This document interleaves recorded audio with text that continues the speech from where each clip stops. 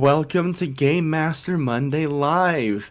Today we're joined by the full cast of Hellwhalers. Everyone say hi all at once. Hi, all at once. Hi. Jenny and Rahrah passed the test. Yeah. I think Ross wouldn't say anything. I think Ross is muted. There we go. Ross is like, no. Don't include me in this. A damn thing, actually. I'm really excited to be back in a room with all my friends again. I'm glad our stream is on fire. I did not see the overlay before this started, and I'm very into it. You told me, give me some flair, give me some fire. Sure did. I was like, this was like 15 minutes before stream started. By the way, I'm going to call Grant out on this. And I'm like, I don't know, what do you want me to do, man? And he's just like, I don't know, just give me some fire. And I'm like, okay, save me fire PNG on google.com. It's really good for 15 minutes notice. It's really great. Anyway, we're here to talk about Hellwhalers, where if you are just wandering into the stream because the live button came on, first of all, God bless you. Second of all, Hellwhalers is a 4-part mini-series that we posted every Monday in November. And it's over now. We finished it. They held the whale, and we're gonna be answering fan questions, having a reunion of sorts here. We're just gonna be in for a fun time. So if you like behind the scenes shit and like deep introspection, you're in the right place. I'm gonna just kick it off right away. If y'all are locked and loaded and mentally prepared to go back into the Stygian Sea with me very quickly. First and foremost, we had a lot of questions about, I'm just going to just lay these out in like a general pattern. I've smushed a lot of questions together. And a big one was everyone wanted to know how in the hell you came up with these terrible, awful, rotten characters. Oh, yeah. So if you want the real phrasing, what inspired all your characters? What, if anything, connected you to your character and their journey? Were there any rejected ideas for a character that you didn't use? So I'm just in the open forum for all of y'all. We'll kind of go in like introduction of the show. Or, oh my god, introduction. I should have you all talk about who the hell you are. Jesus Christ. Nah. I don't know you people. First time meeting any of you. Yeah. You're okay, I guess. Jesus I Christmas. Let me do that whole spiel. Here's who's here tonight. We've got Rahrah, who voiced Roaden the Weary, and is the incredible game master for The Heart as a Dungeon. Maybe you've heard of it. I don't know. If you're cool, you have. Stares pointedly at the camera. We have Ivy, who played Annette the Guilty. Ivy is, of course, the CEO of the Crit Awards. That's plenty of live streams. Is very, very cool. You know Ivy if you're cool also. Point of the camera directly. Jenny is over here somewhere. Is the co-producer of Game Master Monday, the game master of Fire Emblem Fallen Kingdom, which she also created her damn self. And she played Fleet Admiral Jacques Noire, the hot-tempered. And last but not least, of course, Ross over there in the corner, who played Deacon Ernesto Alon, the Pious. Ross is the game master for Blades of Mayari. And if you know Blades of Mayari, you're super cool. I'm just going to put that out there. And I love you all dearly. Now that that's out of the way, Rahrah, tell me how the hell you came up with Roaden. I looked at the playbook. Great. it was just very clear when I looked at that I wanted to lead into the most extreme of weariness, and Roaden came very naturally out of it. So more compliments to the designer of the game, because I just kind of leaned into the strengths that were already set up there. You might notice a similar theme across a lot of the answers here. One of the questions that got asked was like, were there any ideas we didn't use? I'm pretty sure in session 0, everyone went with like first thought, best thought, ran with it. Yes. Yeah. I think a few of us had some backups, but yeah, definitely. Yeah, just to echo what Rahrah was saying, like the character creation was so compelling that it was really easy to come up with like just terrible people looking The at worst. yeah. And just to give a bit of context, there was an early discussion in the character creation of like how like these people are in hell, but like there are topics that we don't want to encroach in regards to them, like, that being the reason for them to be in hell, which was like a really interesting challenge. Is like, what is terrible but not like, you know, capital Unsafe. S sins? Yeah, that would bring them there. So Session 0. A big thing of playing Hellwhalers is you got to talk about your player safety big time because of the nature of the game itself. And everyone here was bringing their own special flavor of religious trauma to the table. So we had a very good, lengthy conversation prior to even picking characters ahead of time, which I'm glad we did because it really made the characters gel and lock in easier, I feel like. Annette, Annette Ivy? Where did the idea for Annette come from? I still almost answered. I'm so used to calling you your character name, I've forgotten who you really are. Annette also came very easily. She's based off of the Radium girls from the early 1800s and 1900s. Oh, cool. That's what she's based off of, was these poor women who were around these terrible green paints that were poisoning and killing them, which did not come until later. And so that's why Annette was so rooted in taking revenge and using that, because it was like a standard sentence for the Radium girls was lip, dip, and paint.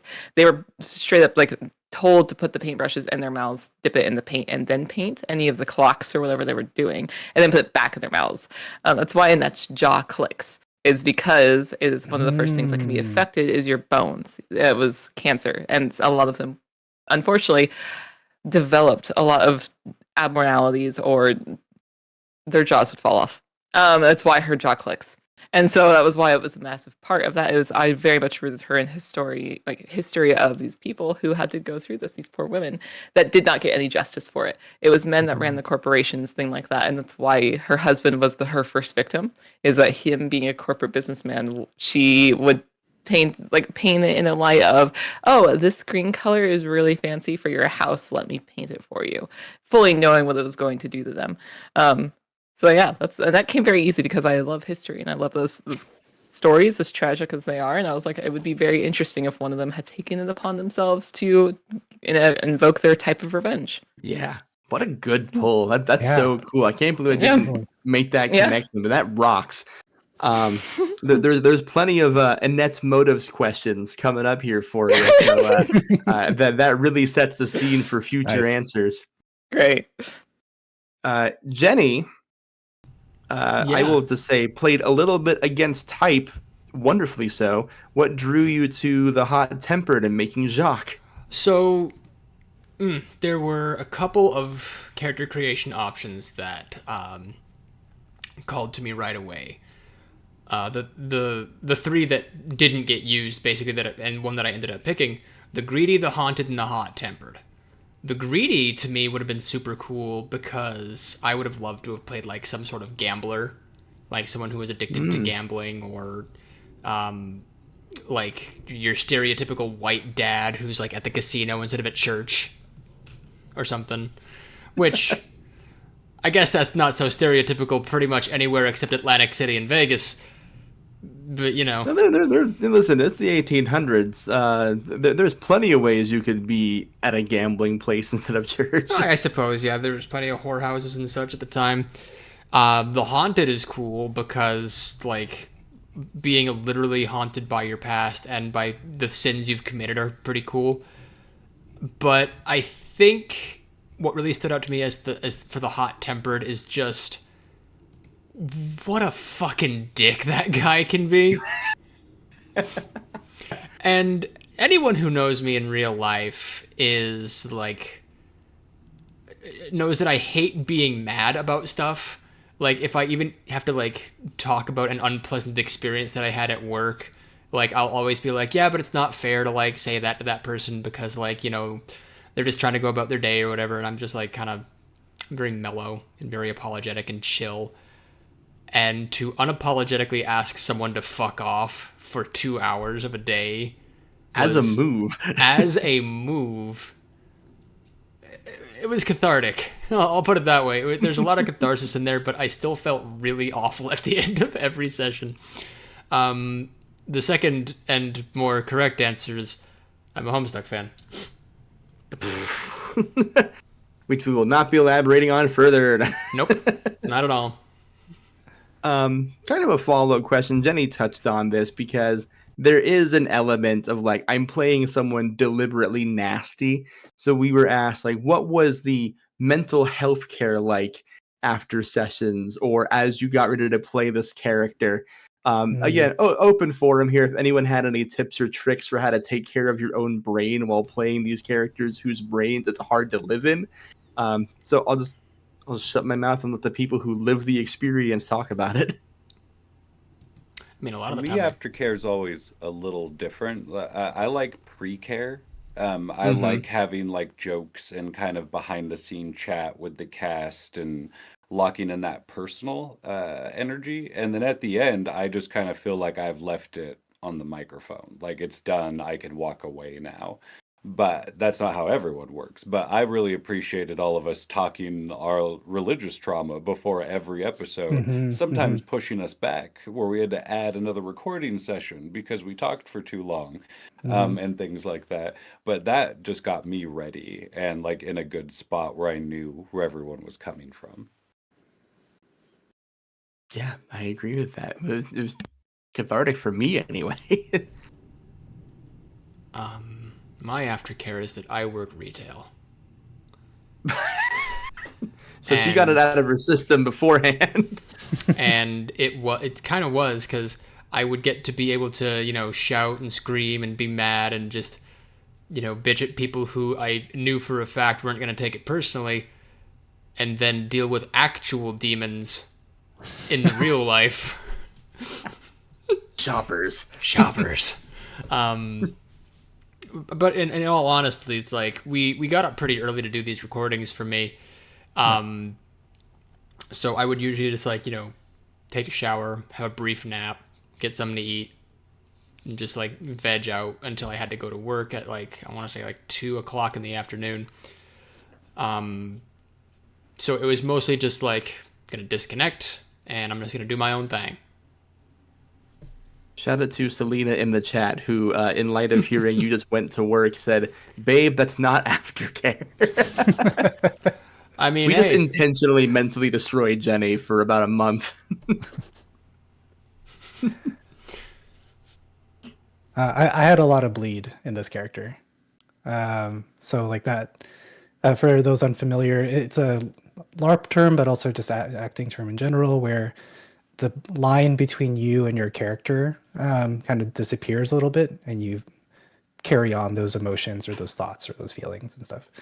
I didn't really talk about Ernesto yet, but where I drew on a lot of like personal experience with him. So I had to really think about what was the route that I had used as a reference, and then how that showed up in the game, and make a conscious kind of reflection to say like they're not the same.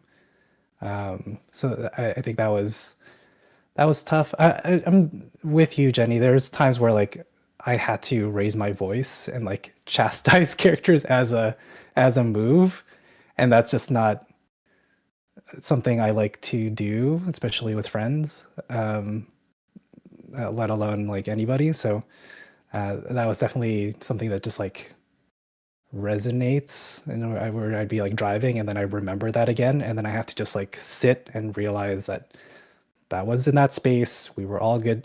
We had the right tools and the right framework. We had agreed upon these things, and no one took it personally. There was one time I think it was episode 1 where Ernesto yelled at Roaden. Yeah, and then in the break, I'm like, "I'm sorry, Rahrah. Like, I didn't mean it," and then just to I think like you even messaged me for. I think I messaged you, yeah. Like speaking of you, and I was like, dude, come at me, like all Yeah. the way. Oh yeah, I will vouch for that. The minute I asked Rahrah and like explained what this was going to be, like I think Rahrah even sent "Hurt Me, Daddy" like a bunch for this game. Yeah. Rahrah was locked and loaded and ready to hurt. Yeah, and I think like safety tools is something that is standard. It's what's expected. But this is the first game where it really was something that I had to hang on to, and I'm really appreciative of like it being there and having also just the communication with everybody at the table to have those open avenues of like checking in.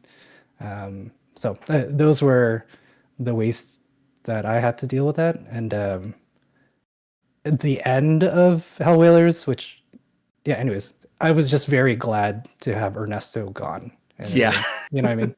So yeah. Finishing episode 4 of Hellwhalers came at the tail end of like a 4-hour day for all of us, putting our all into this story and reaching logical conclusions for our characters. And everyone had this energy afterwards of like when you finish a marathon and you fall over the finish line, everyone's like grabbing our knees and panting like, well, no one can say we didn't leave it all on the field. Mm-hmm.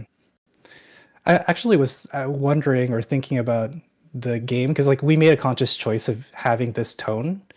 The game of course sets up for that, and there's a lot of like depth to explore, but I thought you could probably just run this as straight comedy.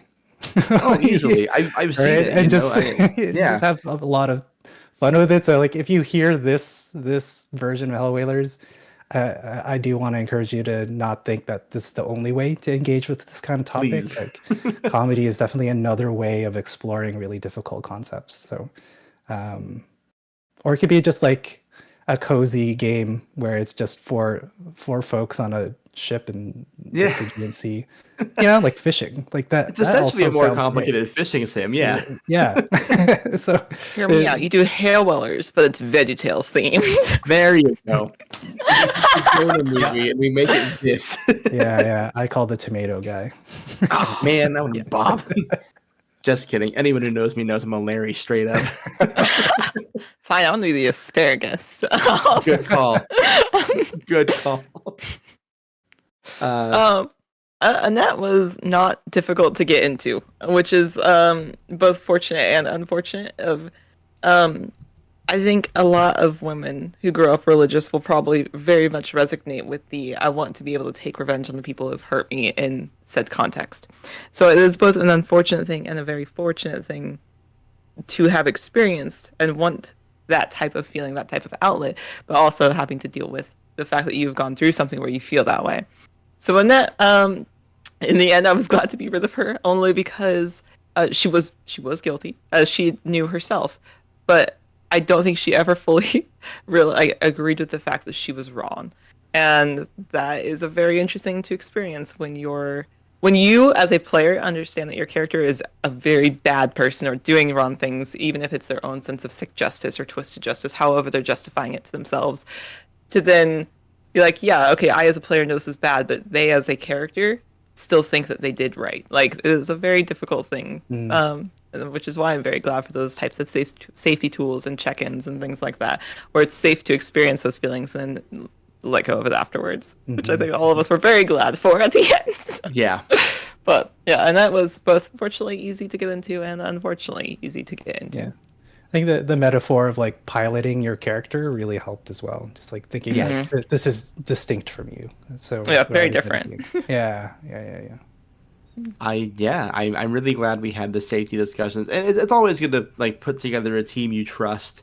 Like no questions asked, and this is going to be a solid unit. I'm glad everyone that I asked first said yes for this one, because I knew from the onus when I knew I'd be running Hellwhalers, exactly who I wanted to ask. And then I sat patiently, so I didn't look like an insane person asking like 6 months in advance. But I knew who it would be from the word jump, and I'm glad it was this crew. I'm glad I just get insanely good luck when like the first people I think of just agree to do my batshit. I will say for myself, GMing and writing this, because a lot of what I did was pulled from the book itself, but a lot of it was also written by me. Like the entirety of episode 3 is just all me. So it was one of those things where I didn't realize how affected I was by the series until like a week after. Like since finishing it, I was like in like a little bit of a funk. I'll be completely honest. And I was like, is it because I miss my friends, or have I been listening to dark Christian hymns for 3 months and intentionally making myself relive the existential angst that made me quit religion in the first place? So both, but I very fortunately, go ahead. Writing, your soundscaping in this series, Grant, is inspired. Absolutely makes and creates the perfect tone. I don't know if we were going to circle back to that, so I wanted to pause you real quick to say I'm incredibly impressed. Like, you just did a beautiful job. Thank you. Highly agree. I've been telling people in my everyday life that this is the series I'm most proud of the soundscape of. I get a little bit better all the time, but I feel like this was the culmination of all the tricks I've learned. And I think the first 20 minutes and the last 20 minutes are like the two things that I've made where I'm like, fuck yeah, now I've got it. Like, did you make like a conscious effort to be like, okay, I think the soundscape is going to be really important in this series, so I'm going to put more effort into it? Or was it just like a natural progression of your growth as an editor and creator? I think both. So from the word go with this podcast, I've always known I wanted it to be soundscaped and fully edited. And that is because the first podcast I ever heard that was actual play was a Taylor Moore project called Rude Tales of Magic, which has a full soundscape, classically themed. He like builds and adapts and writes his own music based on classical composers. Taylor Moore would, of course, go on to make the soundscape for Worlds Beyond Number. So that was my introduction to this whole medium. And I was like, nothing less than this. If I can't do this, I don't want to do it. So it's been 2 years of learning how to do it, upgrading systems and doing things. I will say that when I really got the hang of soundscaping and making the world feel lived in through sound, started at Bunnies and Burrows. That's when I really locked in on like the sound as a character in this game, and then took those lessons into Game Master Monday proper. Got a little bit sharper at it with the one shots as we went along, especially in the Halloween episodes. And I used the lessons from the Halloween episodes to really make Hellwhalers feel fucking spooky and scary. And yeah, there are sound cues in there where I'm like, God damn, freaked myself out. I will say the scene that made me personally think like I should write content warnings just to be on the safe side is Admiral's intro scene. Because it's a whole bunch of cannon fire, and there's a line in there where I say there's a cannon firing behind you, and I put the cue in there, I reverb it, I crank the audio up so it feels like it's like behind your head, and I was so proud of that, and I was like, this is gonna scare somebody. Yeah. I need to make sure they know there's gunshots in this game. Yeah, definitely. But thank you for saying so. I didn't get a lot of sound design questions. I have one, which I will touch on later, but thanks for giving me a second to gush about it. I was really proud of this one. Do you mind before we move on if I can speak like maybe 10 seconds about Ernesto's inspiration? Yeah, please. Oh, I want to hear it. I went back and listened to everyone leaving. That's why I was like, I need to know. I can do 15. So the Pious definitely jumped out at me. One thing that I had shared kind of as a group was that I had explored early on in my life whether or not I should be a priest, like a Catholic priest. So I went to seminary school for a little bit and I looked at that path to see whether or not that was for me. So it was really easy to relate to that playbook, number one. And number two, there is a lot that I wanted to explore in my own kind of how faith has kind of evolved in my own life. So I thought, okay, this is another great way to look at that other end of the spectrum where it's in a kind of uncomfortable, more stale state. So what if I lit a fire in it and looked at it in a different angle? And then 3, I chose a deacon very specifically because I really, really wanted to choose a role, a hierarchical role that had inherent like self-esteem issues. So like the every deacon that I know is very kind. They do it because that's what they want to do, and etc. So that's great. But I thought, okay, you're not fully a priest. Like that by itself is such a great kind of jumping off point for somebody to explore how that kind of seeps into their heart and their soul, and it turning something that they love or that they thought was really great into something really terrible. So instead of that very natural progression, I thought, well, what if the decision was just be terrible from the first place? So the thought was that Ernesto chose deaconhood so that he can wield some of the power of the church in 1900s Philippines, which was heavily colonized by Spanish, where all the power was in the church. So if you can have a sliver of that, then you can live a better life and control your destiny in some way. And that was the decision for him, 1 being from the Philippines, and then 2 being a deacon, because he was already married, he had kids. It didn't occur to him that was a path, and then when he realized that that's a way to carve out your own way, then that was what he chose to kind of pick up. Yeah.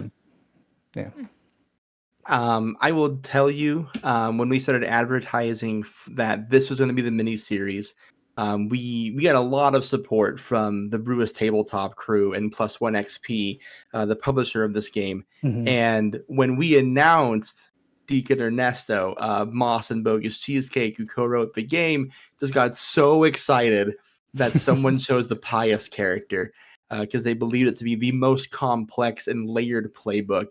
And literally ever since hearing Ernesto, heaps of praise for the way this character got portrayed. Listen, I hear it all the time in my emails and the GMM Discord and these questions in my dreams at night.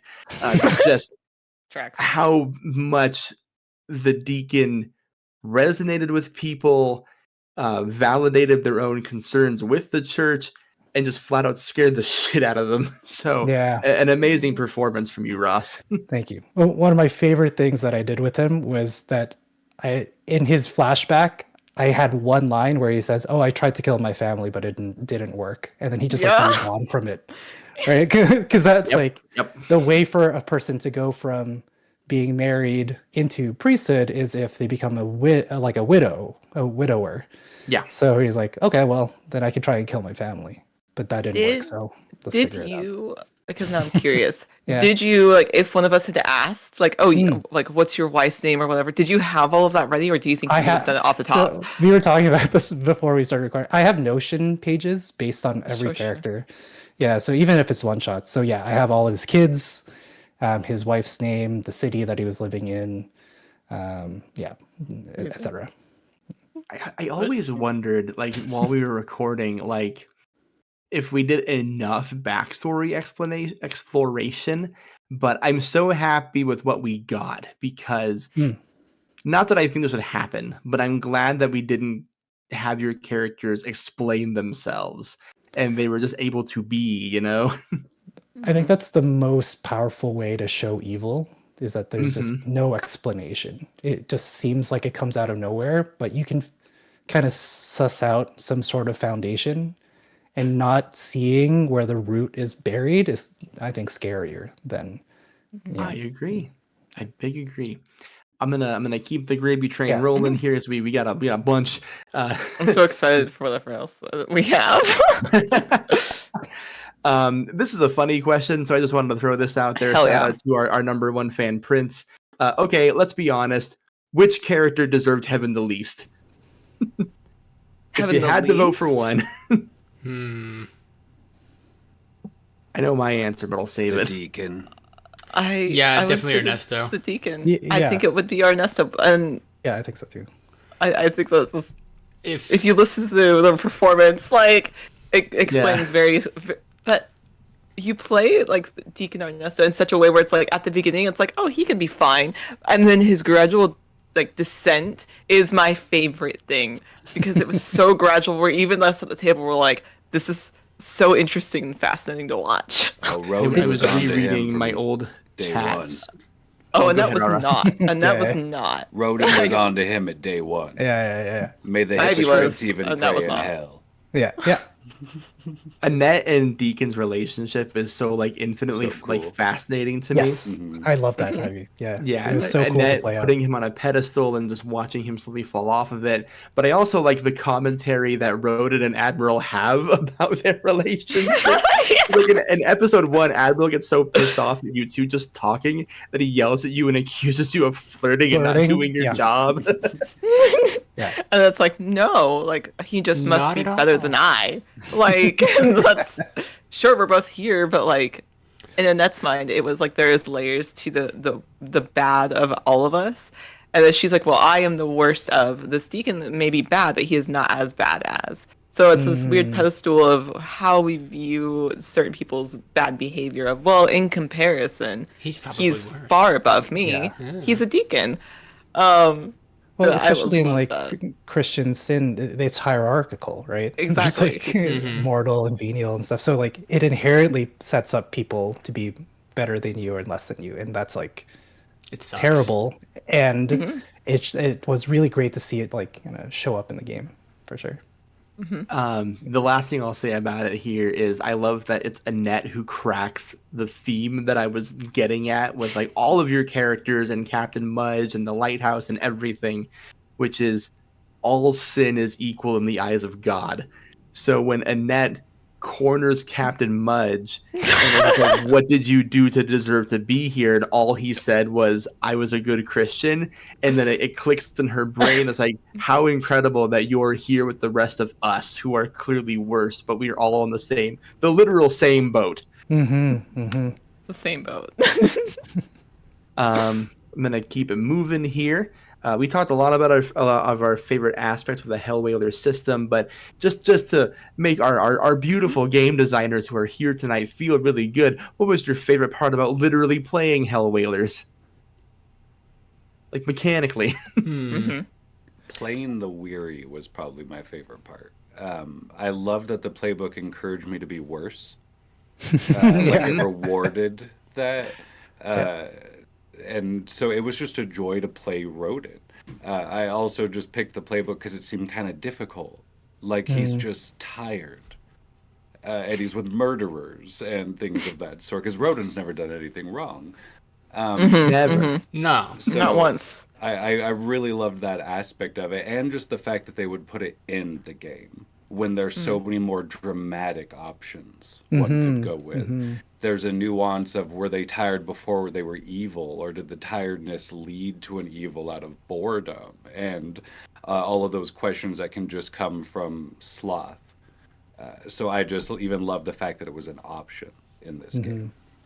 I love that you mentioned sloth because it is one of the more fascinating of the 7 deadly sins to me. Because first of all, it's nuts that just being a little lazy is one of the most deadly sins. Like that doesn't seem fair.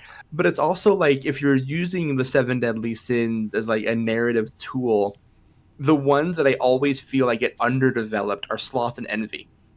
So for Roaden to pick up sloth and then show us the extent of how like despicable that emotion, that feeling can be, mwah, delicious.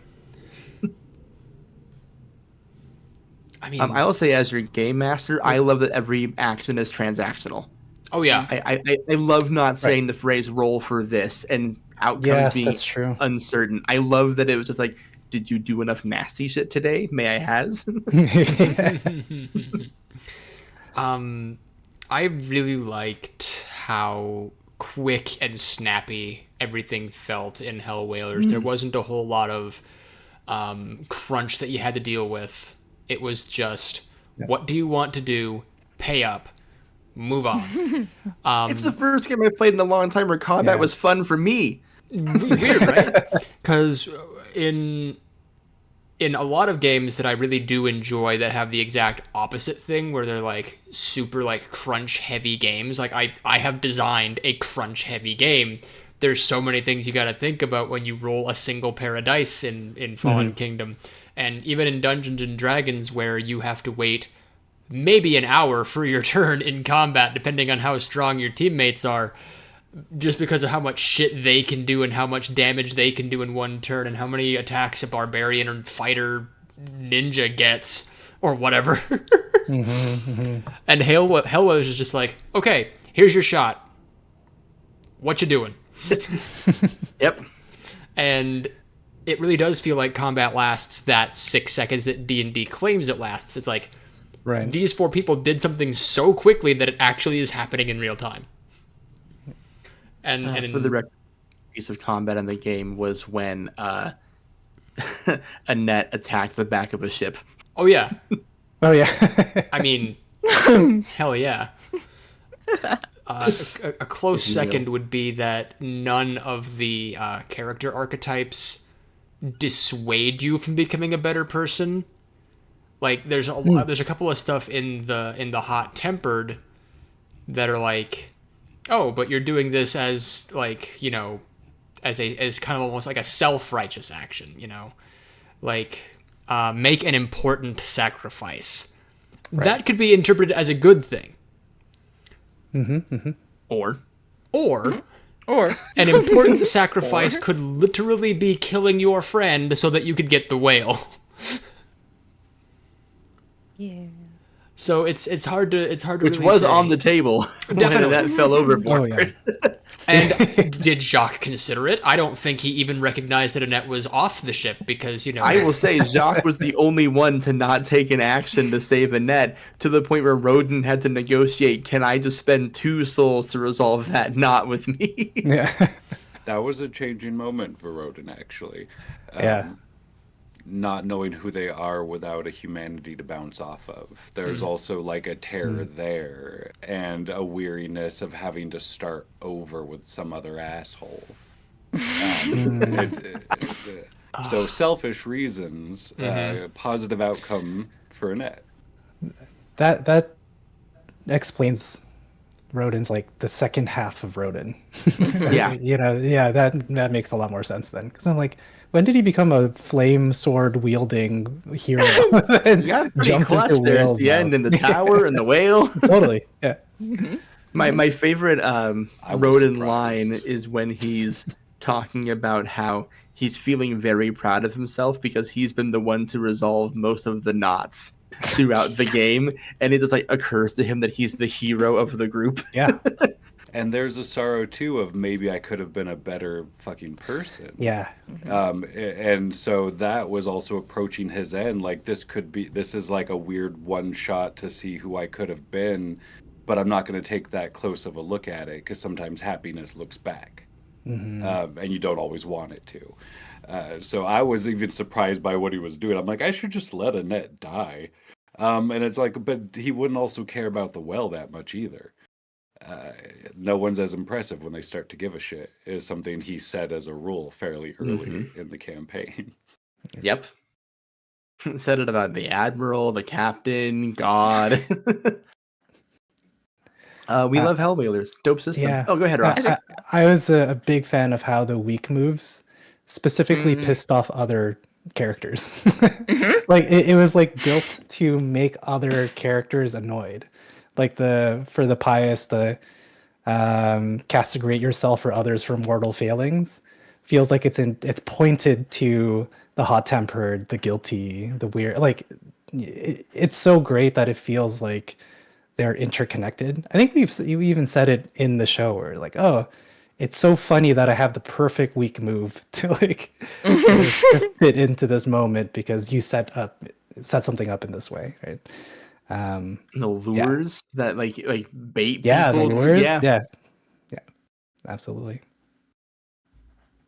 Mechanical wise, I just think the playbooks are all interesting to a point where it's like no matter what you play, you can make an amazing character. Like I love that. Sometimes you may look at books like TTRPGs and be like, oh, these playbooks are okay. Like there's one that really sticks out, or maybe two or three. No, I don't think that's the case in this. I think it's, anything you play is going to be interesting. They all feel equal amounts of interesting to play, which I appreciate. I also feel like if you just play the playbook straight, that it would end up being an interesting character. Like you just do the moves as they are without adding any historical references or personal flavor or whatever. Like it'd be very, very interesting. Yeah. This is a good time for me to mention that our Q&A today is sponsored by the fine folks at Plus One XP. And if you leave a comment at any point during this Twitch stream, then you are automatically entered into a giveaway to win a free copy of the physical book of Hellwhalers here. So if you've... I wanted to ask this question and make the book sound really cool because it is, and we didn't even get to everything that's in this book. It's gorgeously illustrated. It's beautifully written. I mean, listen, you heard the series, you heard the characters. I normally when I'm writing a mini series, I use the system itself as a template, if you will, of skeleton and bones. I took a lot of meat from the book for once, and that's me saying that.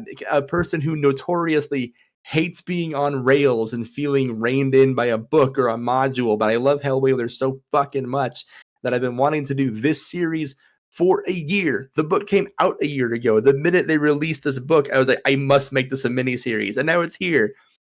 Leave a comment. You could win a copy of it. It's so good. I love it so much.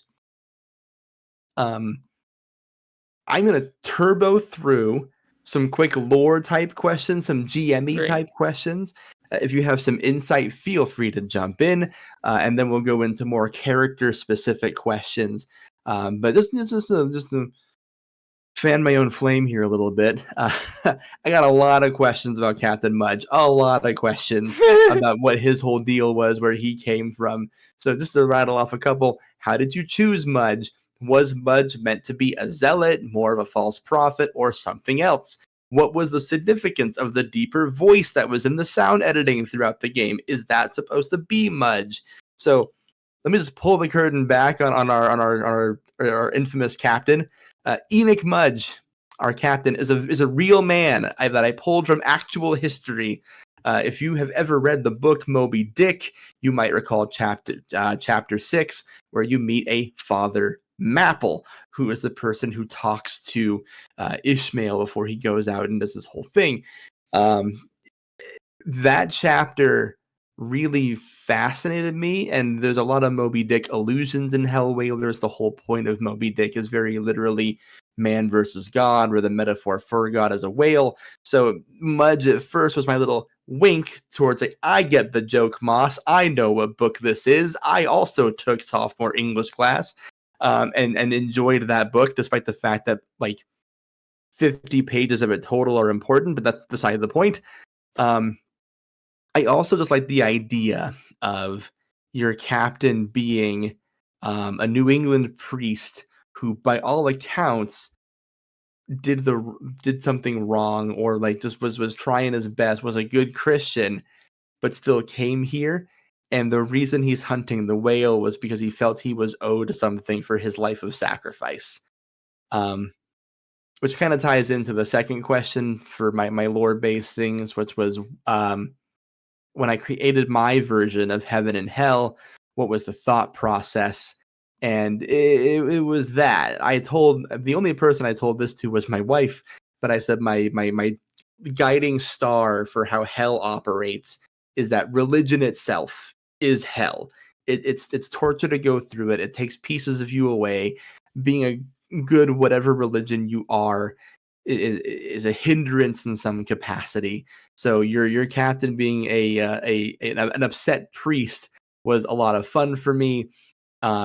In episode 1, when we roll the dice on the sick board, the thing you would do with the sick board dice is you then go to a table in the game and it tells you what events happen next.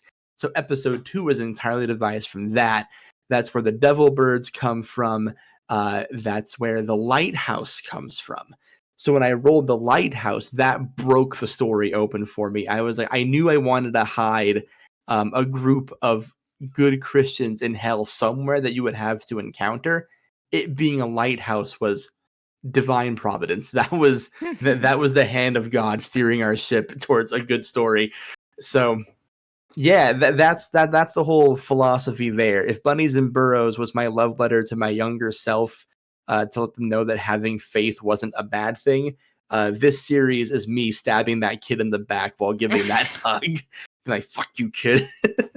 Wrong. How dare you get tricked? Just like every religion on the entire planet has done. Oh my god. An interesting dichotomy this year. That was the guiding philosophy. There was a question about our version of heaven, but I'll save that for the end. What choices made in game surprised you as a game master, and how did the story shift due to those choices? Okay, and I mean this sincerely. Every single choice.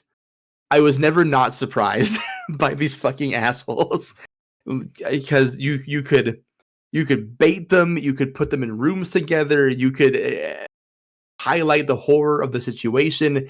And when I think like I'm giving them zig and they're giving me a completely, like, not even a zag, just like they're like shooting me in the face. They're jumping off the ship, they're doing something like absurd. So changing the story, I never felt in control of it. I was being steered by these guys, and it was great. I loved every second of it, to be completely clear. I want to especially just highlight how ungame masterable Roaden is, because that dude did not care, and because he did not care, he was not scared, he was not guilty feeling, he wasn't like, his reactions were so human and so unhuman. I think the most surprising choices are like, this is when I really get Rahrah, is that fucking fish scene in episode 2 where he literally has to face what he did and he's proud of himself. I'm like, oh my god. Made a difference. It's such a cool take. And from minute 1, I knew what I was in for, because everyone in their own scenes didn't play by the rules. They're like, I'm gonna dance around in this nightmare and just really see what it can do, and see what the bounds are, you know. So, man, I wish I could point you to specific like story changing moves, but I was like, I just built the world for them. They had to react to it and make it so. Some of my favorite moves: Annette stabbing Captain Mudge at the end. Deacon knowing the arrows were going to come get him, so he positioned himself in a way that the arrows would hit him and the lighthouse to do damage to it. The Admiral telling everyone to not go into Captain Mudge's office because a book made him upset. And then us listening, we're like, okay. Literally. I think that was the most surprising thing, that I put 2 juicy rooms of lore right in front of you, and y'all were like, no thanks, I don't want to fuck with that shit. Good. I asked if there was a bed. You did ask if there was a bed. Bed. And I told him no. Yeah, so I joke, but I do think about that all the time. I literally like have sat thinking like, should I give it a bed? Would that have made the room more appealing? I hit a lot of lore in that room. To sleep alone just sounds great. And then the last one I'll go through here is, what led these characters to having agency in the afterlife and not becoming the inanimate souls that they used almost as currency? Which I did think about. And my answer, like, why do these 4 have agency, and why are certain souls currency? Why are certain ones trapped, etc., etc.? Simple answer is, you got to have a story, so there's characters in it. And we tongued the whale. And they tongued the whale. The other thing is, in my headcanon for Captain Mudge, is he's put together a lot of crews, that he has stolen a lot of books from God, that he had a lot of ledgers and records of people, hence there's so many books in his office, and knew the kind of character he'd be looking for to help take down this whale. And you are seeing the most recent iteration of people he's literally plucked out of the depths of the Stygian Sea. So you have agency because Captain Mudge found you, plucked you, and you agreed to the terms. Other souls are currency. I don't know. You can follow Kingdom Hearts rules for that. Sometimes a heart just isn't strong enough to keep having agency in the afterlife, so it becomes a nobody or whatever. And then the lighthouse souls, of course, that's my analogy for the good Christians. That's the heaven you were promised. It still sucks. Okay, that's enough of me yapping. Let's get into the fun stuff. Let's talk about characters, read just some comments, hype yourselves up, because for as fun as this is, I realize that my GMing, while it moves the story, isn't the most fascinating part of Hellwhalers. It's you four. It's the Whalers. It's literally called Hellwhalers, not Grant runs a game. So we're gonna go into these. I'm gonna start with a question for Ivy. Annette backstory question: what motivated Annette to live a life of justice, and do you think it was correct justice? It's a great question. I don't think it was correct justice. I think in her mind, it's forever going to be correct justice. That's why she kept coming back to the phrase of "I should have done more." It was not correct justice. People do bad things all the time, and that doesn't necessarily mean other people are going to correct them. That's just how life is. But because of that, she took it on herself, and so she is a form of justice. I'm not going to sit here and argue the debates of a murderer, and if you kill more murderers, like there's still only one. That is a whole other thing. But yeah, in her mind, she thought it was correct. Yeah. What motivates her? It was. She knew what she was doing. Her first husband being her first victim. She knew what she was doing. It was. She basically was like, I'm going to be sick anyways by this. It's too late for me. So with the time I have left, I'm going to use that to get revenge on all of these people who I think are mistreating others. That is her motivation. It was strictly I am screwed anyways, so I'm going to screw everyone else. With a twisted sense of justice that she thinks she's doing a good thing. In the long run, if you think about it, those houses she painted, the paint she left behind, whatever, that's going to affect other people. It is not just going to be these ones in her peripheral that she is like, oh yeah, these people. It's going to affect a bunch of other things. You have to strip the paint. Somebody else is going to touch it, whatever else.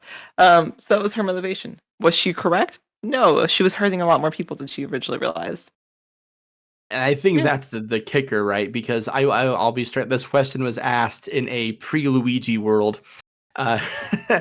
So I love the differentiation that Annette had targets, but those targets had innocent people in their lives that got caught in the crossfire. And there's maybe a piece of Annette that understands that and knows why she's in hell and considered that worth it. Yeah, she thought up until the very end, she thought it was worth it. Her only regret was I should have done more. Mm-hmm. She didn't really think about the innocent bystanders that was going to affect her herself, having once been an innocent bystander. But because she was hurt, she didn't think about everybody else. So right, yeah. Jenny, when Jacques found the truth that he did no good, did he feel true remorse? Kidding me? No. I don't think Fleet Admiral Jacques Noire has ever looked internally in his goddamn life. Jacques was always meant to be an insufferable, irredeemable animal of a person. And I think I wanted to just show him completely acting on instinct and acting like an indignant little child whenever something doesn't go his way, because that's just what people in power are. They're animals benefiting off the people who are below them, and that's it. My little in-joke to myself when I put that book in there to find, if you ever thought about wanting to push it further, is the book is very specifically called The Righteous Actions of Fleet Admiral Jacques Noire. So if you really wanted to dig into it, my whole little sick joke to myself was, as a Fleet Admiral, zilch. And it was meant to plant the seed of doubt that maybe you once were, but doesn't sound like it. No. Jacques is that kind of dude who, as even a kid on the playground growing up, he wanted to be the biggest and the strongest kid and be on top of the slides and push dudes off the swing set so he could get a turn. He always was and forever will be just a temper tantrum having dude because he doesn't get his way. Gross. Right? And you know someone like that, probably. They may not be always outwardly like that, but yeah, Rahrah. was always pushing me. Just kidding. Hey, He's Rahrah. always killing me. How did Roaden become the way he did in his life? What led to Roaden being Roaden? A bunch of boring things. A life where he never found any great passion. Maybe he was just an abandoned sort of jerk of a human. Life became survival, became work. Sooner or later, there was just no feeling. It's easy to crush precious things when you don't see anything as precious. But some of the inspiration for that came after my brother passed. I was extremely just depressed. I mean, obviously, but I did like hardwood carpentry, very hard physical labor, and being so empty emotionally and being so empty physically was this odd combination that made it hard to deal with either. And I remember I couldn't be moved by anyone else's bad news. I'm like, oh, your car broke down. Yeah, must be nice. And it just started creating this jaded place in me. And so this was kind of an extreme animated version of that, where life was just a constant trail of tiny heartbreaks that led up to a boring person that had no connections. And so maybe one day he hoped the guards would come knock his door down and he would matter. Maybe he hoped he would hear word of everyone he had poisoned, and it would matter. The first time he ever could do something that mattered, he had to jump on a whale. Yeah, I think it's what makes Roaden so infinitely fascinating as a character, because it's like that death by 1,000 cuts thing, right? Like just the small things that add up to being like nothing is worth it. I might as well just do whatever I want. Mhm.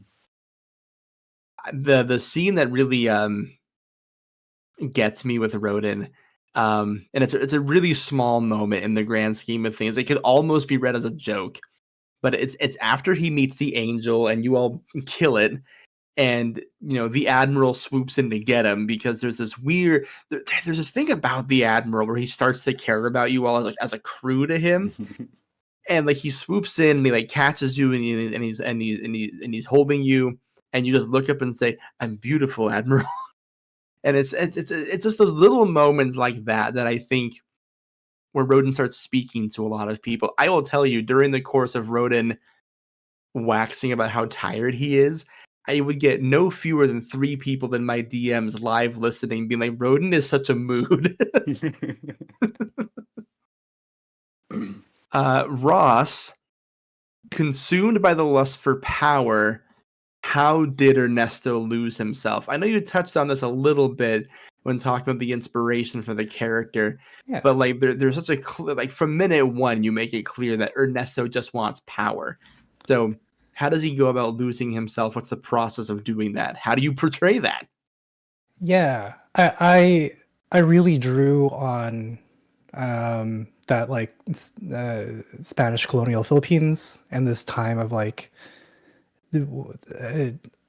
everything about our culture was being taken away and thrown in the fire, and then good Christians were popping out on the other side. So it's like, okay, well then, who controls the fire is kind of Ernesto's thing. I even wrote like I like writing short stories for my characters. So like, Cool. there was the question of like, why are you in hell? And I'll just read a short excerpt of it where he was like, when I was a small child, I saw children from the mountains being dragged into the church. I can still hear their cries in languages I was unfamiliar with. I can. Okay, this gets into like safety stuff, but then Sure. he goes later says, I realized even then that this is what the fire that refined silver and gold was. They burned away everything that was pure and left a model of salvation. So he's like, okay, cool. Then I'm gonna wield that fire.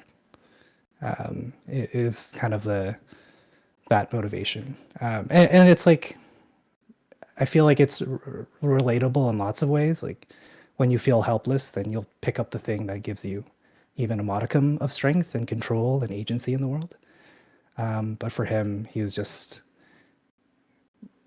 in that time period, in a time where everything that was good before was being called demonic and evil, and you know, then he'll pick up the pen, then he'll stand at the pulpit instead, you know. Yeah.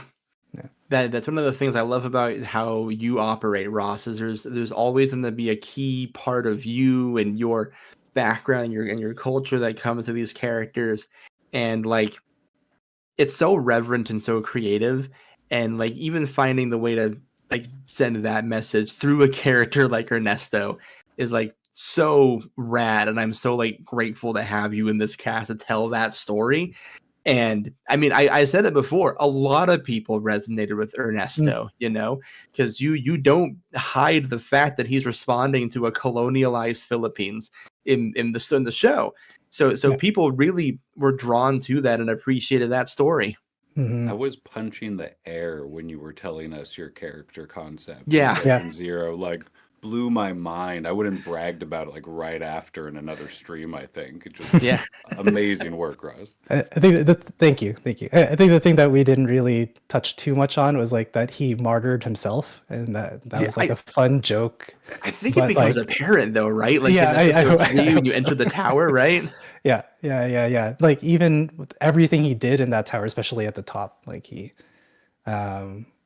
you literally sacrificed yourself to crack the lighthouse. Yeah. Oh my god. Because he wanted what was inside. Yeah. Even though it was like, oh, I'm gonna save everyone. It's like, no, that's not actually what's in your everything, all the way down to Ernesto. Oh, fuck this guy. Yeah. The worst part is like he doesn't really realize it either. I think that's the terrible horror of him. Shit, I didn't realize it until just now talking about it. Yeah. I just thought it was a cool mechanical thing you pulled off, and like that motherfucker did it again. Yeah, he did it twice. I'll touch on a thing with Ernesto because I realized I didn't answer the question of what the fuck with the dark voice that pops up through the sessions. My idea for that was there was going to be this overhanging constant presence of literal evil, the little voice that tells you to do bad. And, you know, there were questions like, is that Mudge? Is that Satan? I'm like, no. That's just the darkness. That's just the little voice in your head that says, go further, be meaner, be darker, be a dick. It'll be fun. It'll be cool. It'll be an adventure. And I think of everyone, Ross caught on because at some point he starts talking about how Deacon Ernesto gets the little yellow eyes, and Ross has a thing where he starts talking in a lower, angrier tone. And I'm like, Ross figured out my trick. He knows what it is. Yeah. So that's that. I think when he resurrected, I was like, okay, this is a good time for him to go insane. Yep. Yeah. Deacon got Norded for you Kingdom Hearts fans. Annette, kind of expanding more on the whole killing thing, but what was her relationship with her husband truly like, and what eventually led to killing him? Oh, what a good question. In most religions, women are subservient to men. That's just how it is. And so to her, it was a stifling of she is always subservient to a man. It is a corporate man who is doing these terrible things that she is seeing her husband do, of putting these other women in danger, but also having to be a servant to someone who is doing these terrible things. And finally something clicking in her head of, I cannot take it anymore, of what that looks like. She just snapped. She decided she was over it, especially in that day and age where women are truly a servant of needing to cook and clean and do everything, and the man is basically, I go to work and everything else will be taken care of. And so she very much was supposed to be just the poster child of a subservient woman, a Christian subservient woman. I was telling Ross too, she doesn't know any scripture.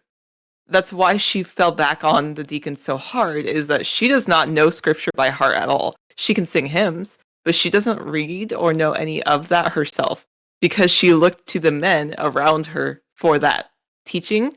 And so she doesn't know it herself. She just takes what is given to her. And she finally had enough. And so while the relationship probably was loving, at one point in the beginning.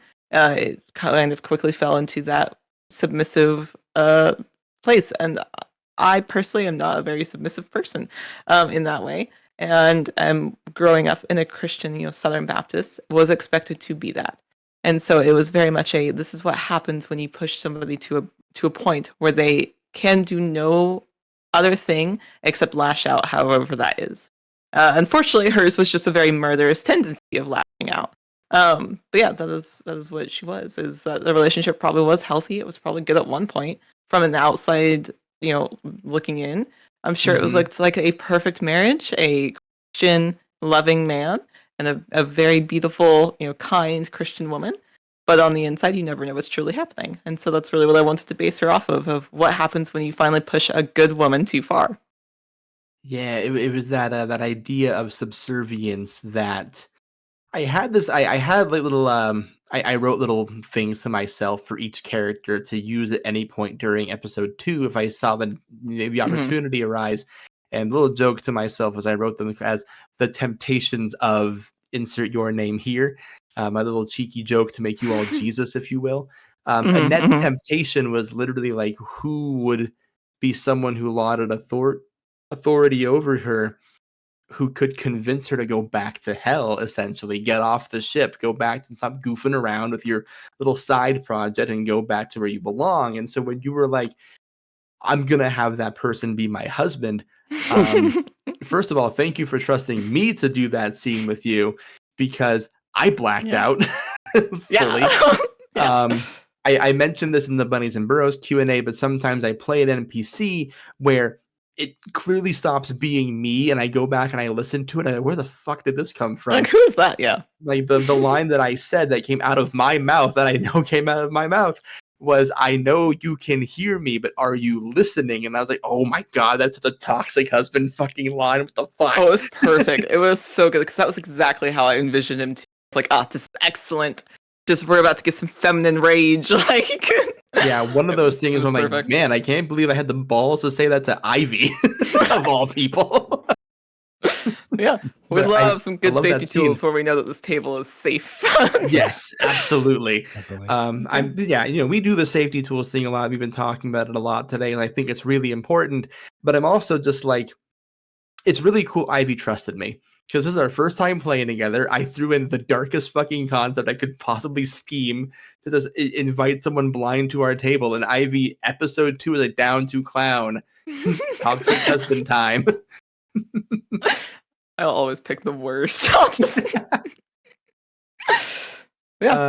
was Annette. She's just a subservient woman that just couldn't do it anymore.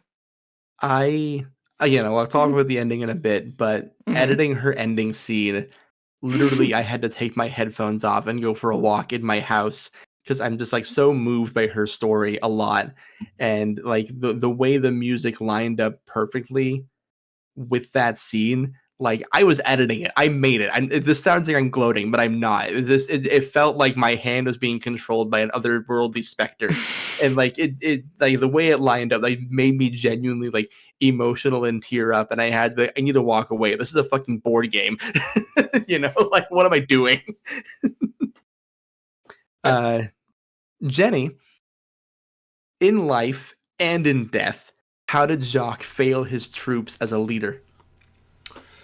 So you saw a lot of how he acted on the boat, right? Yeah.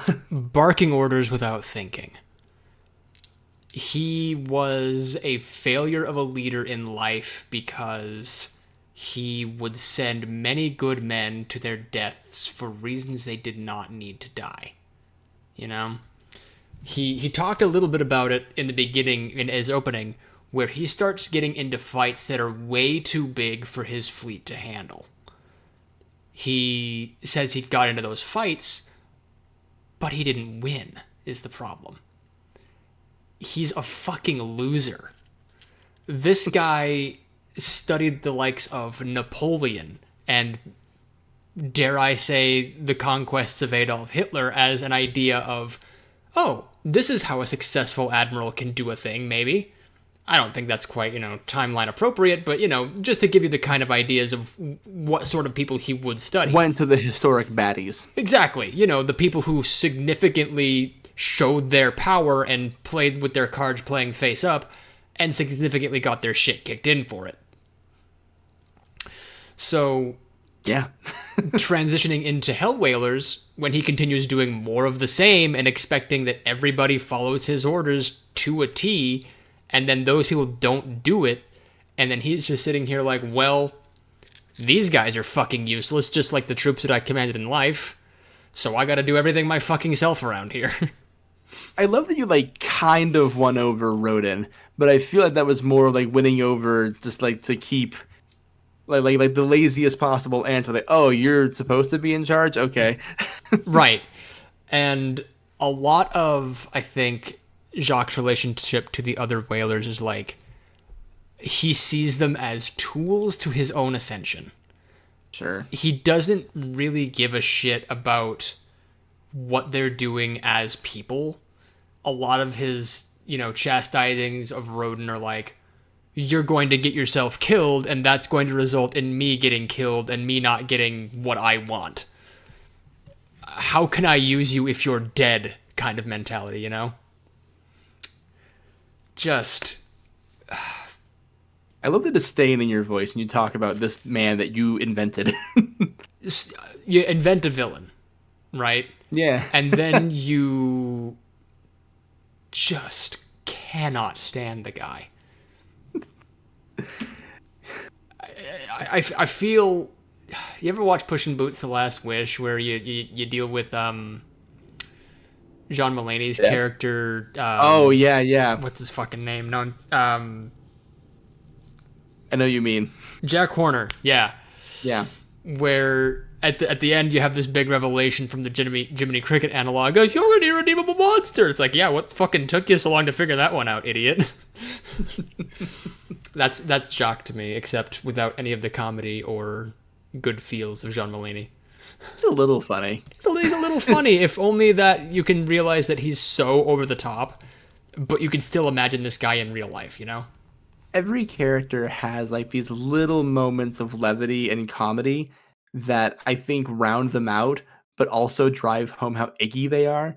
I will never not laugh at Annette just being so cheery in the first episode, and I'm just waking up being like, why are you all so grumpy? They were. I mean, I don't want to say Roaden was comic relief by any means, but just his observations of the world are just so left field and kind of funny to me. I love the big traumatic scene where he almost gets thrown overboard, and he tells the Admiral, you saved me from becoming a mermaid. But that's the thing, though. From creating a mermaid, that's what it was. Yes, thank you. Right. But that's the thing, His though. shipmates were very useful for him never feeling guilty, because it reminded him who the fishes found. It's these people are still people. Humans have the physical capacity to be these kinds of assholes.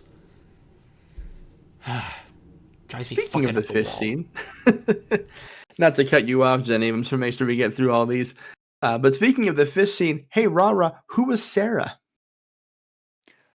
Oh, she was one of the many whores that died that winter, but they fucked and laughed for a few months. It was good. But that was his one that got away. His own fling that in his mind was such a rare joy that it became a love. Though it wasn't really. It was just the closest he came to touching it, just like that one memory of playing catch was the closest he had to a childhood. And the only thing his father ever taught him to fish is also the thing he did the horrors he did to the world with.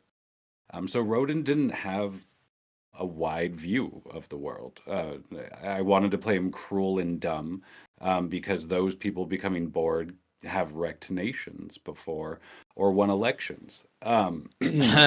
So I think there's nothing scarier than an accidental villain with an overdose of cruelty, who's not emotionally mature enough to even understand what they're doing to people. It's more a boy with a magnifying glass. So Roaden was a little bit of that grown up. Sure. But the first second something would give him an opportunity to care a little, he was usually a little quick to take it. But that part of him had never been nurtured. It's such an interesting like dynamic to portray, and it's such like a layered dynamic too, because it's like you understand the one thing about him, and that one thing contains multitudes of like little slights throughout his life. I love the boy with the magnifying glass metaphor because wow, yeah, that's absolutely Roaden. From minute one, like the minute you meet the Deacon and you say, "I've made the same joke about you being pierced with arrows every morning for however many mornings you've been on this boat." This is like, well, I get this guy intimately now. I'm very familiar with who he's going to be. And is that him being cruel, or is that what community resembles in his broken mindset? Is a shipmate that you make the same joke with every day? Because what else could friends be there for but to suffer together? Right. That slightly cruel nickname. Yeah. Mm-hmm. Yeah, and there's a lot of like real tragedy to Roaden, and there's like a real question of like, well, maybe if he had just been in a better environment, maybe he could have turned out better, you know. But you could say that about anybody. We were just all too much like God. One of my favorite lines in the show, one of my favorite parts of the show, is the realization that combined you would all make essentially the same God who already exists. That's kind of how I picked his sin, actually, was what's a representation of God on a micro scale. It's like, well, the whole omnipotent, if bad things happen to good people, is God watching, quote unquote, those same boring arguments. And if Roden's just putting random danger in the world, how isn't he different than a God that created the same? So I had a few others that I was considering. Like I almost wanted to go with a faith healer that actually had the ability to do it, and he was weary because he had done so much good without caring about it through their life. But I really liked Roden not even being religious, and most of the time he would misquote scripture, except for referring to the Deacon and the Admiral as it's not good to have a bickering wife. That was the only time he properly quoted a verse reference. God, I love Roaden. I mean, I hate him, but I love him. Yeah, he was a terrible man. Ross, feel free to answer as much or as little of this as you like, because you've touched on it a lot already. But you expound more on what Deacon Ernesto's life in colonial Philippines was like. Yeah. I think he probably grew up in and around the church, but depending on kind of the social pressures, he was probably pressured to take a job, build a family, have lots of kids, all of that stuff. But it was probably later in his life that he very personally realized that the power was in the church and not in the community that was around him. So that's probably part of that. He also probably was like doing all the right things. He was a nice guy. He supported his neighbors, and people knew him and liked him, and he helped the poor, and he did all of that, most definitely. But I also think he is actually pretty similar in lots of ways to Admiral Noire, in that he also saw people as tools. Yeah. Or more like steps to step on to like go to the next kind of level, the next echelon. And so even as he helped his neighbors, it was a way to gain social power. When he helped the poor, it was a way to gain favor within the church and all of that. So and I really don't think he did that intentionally, but it was the dark voice and the yellow eyes that was like piloting him through that, for sure. Yeah. It's a big reason why I went back to my missionary days to pick out the verses you all had to encounter in the tower. But Deacons was the easiest. It's one of my favorites. It's the I'd rather you would be cold than lukewarm verse from Revelation. There's this whole thing where according to John on that island where he was having fever dreams for like 30 years or whatever, he gets this message from God that's like, I would rather you just full on just be evil and cold and the devil than like this weird in-between thing where you're trying to honor God and also honor man at the same time. And I'm like, well, I know what Deacon's whole deal is. That's the easy verse to pick to mess with him. Yeah. That verse is so funny because that's most people. Yeah, right? So it's just like most people are lukewarm. Yeah, it's like, okay, then God rather not like us as people. Right. Like, right. He'd rather us as demons is essentially kind of what that verse is saying, or at least one interpretation of it. So yeah, and I some think people read that verse and go, "Okay, bet." Yeah, totally. A personal demon I still have to exercise in my post-religious life is sometimes when I still see religious people also doing shitty things, I think of that verse and I'm like, just quit. Like, if you're gonna be like that, just fucking give up. Like, you're not doing it right. Just go full cold. Anyway, that's my own demon to fight. I feel this way about a lot of quote-unquote Jack Mormons still, even though I'm fully out of the church, and I'm like, just fucking stop. Just don't stop calling yourself that. I'd rather you be cold. I have a few quick comments here from the game's creator, Moss. These are going to be real quick things. We touched a little bit on the question he had for Ernesto, but we can expound on it a little bit. He wanted to know if Deacon Ernesto's descent to madness to the point where he got the yellow eyes and stuff was something you pre-planned or something that came out organically in gameplay. And from my seat, I can safely say both. Because one of the first things Ross sent me after our session 0 was, and I quote, "Is it okay if Deacon Ernesto descends to madness?" And I said, "Of course." Yeah, definitely. I think it was like trying to find the right time and balance. Because if anything, I think the reason why the bleed was really hard with Ernesto was I played him like myself at first. Sure. And then he became what he was. And I'm like, okay, wait. Where is me? Yeah. Am I going down that path as the game goes on as well? So I think that the big turning point was like definitely the lighthouse, him dying. Well, actually, no, it was the angel. He saw the angel and he was like, "Oh, that's what salvation looks like." And I'm like, "Great, yeah. Let's get him. This is the time. This is the well to jump down." I always go back to is when you ask, like, is there someone in the crowd who looks like he's wearing a similar coat to the captain? Yeah. Was that something you just thought of, or were you like from the get-go, I know I want him to try and take over the captain's job? No, I think that was like after episode 2, especially because like Mudge was trying to egg him on with like, "Oh, I have a collar too," but I'm in power, but you're not in power. All of that stuff bothered me as a player, but definitely didn't bother like Ernesto because he's like, "Well, I'll just kill you. Sure. I'll take this eventually." So yeah, I think that was like. I also kind of wanted like a really big like Evangelion moment. So it's like, let's put on the coat, let's have him wield a giant gold cross, and be full anime villain. I don't know if it's in the. I think it is in the episode where I say like, "Oh, Ernesto's soft anime protagonist features become really sharp villain features." Yeah. Like that. That's that like that's that turning point for him. Yeah, for sure. Hell yeah. I love the way Ross plays. What can I say?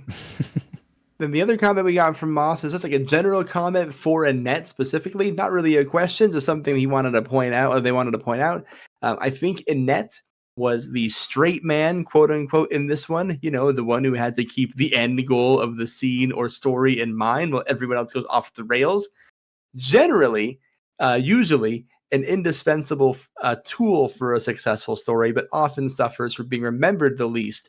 But Ivy did an amazing job of holding that role and also being oh so memorable. So kudos given to Ivy's performance of Annette. That's very sweet. Thank And you. I fully agree. The straight man, vital storytelling tool, very rarely a fan favorite, but people love Annette, myself included. Yes, yes. I think Yeah, it's just definitely. because she very much emanates that feeling that all of us have where we're subservient to the church. Like her relationship to her husband could very well have been, oh, I was subservient to this industry or this corporation or this thing. And I think that is why she resignates, is just because put yourself in her position with anything else. It doesn't have to be a partner or whatever else. And it's very similar of how far can you be pushed. So that's pretty sweet. Thank you. I also just want to give a kind of accidental kudos to Jenny, because whenever I put my cast together, I never want something to feel dominated by like one race, one gender, one perspective. You know, we always focus on diverse casting here. And Jenny, despite everything about Jenny, still decided to play a man and a white one at that.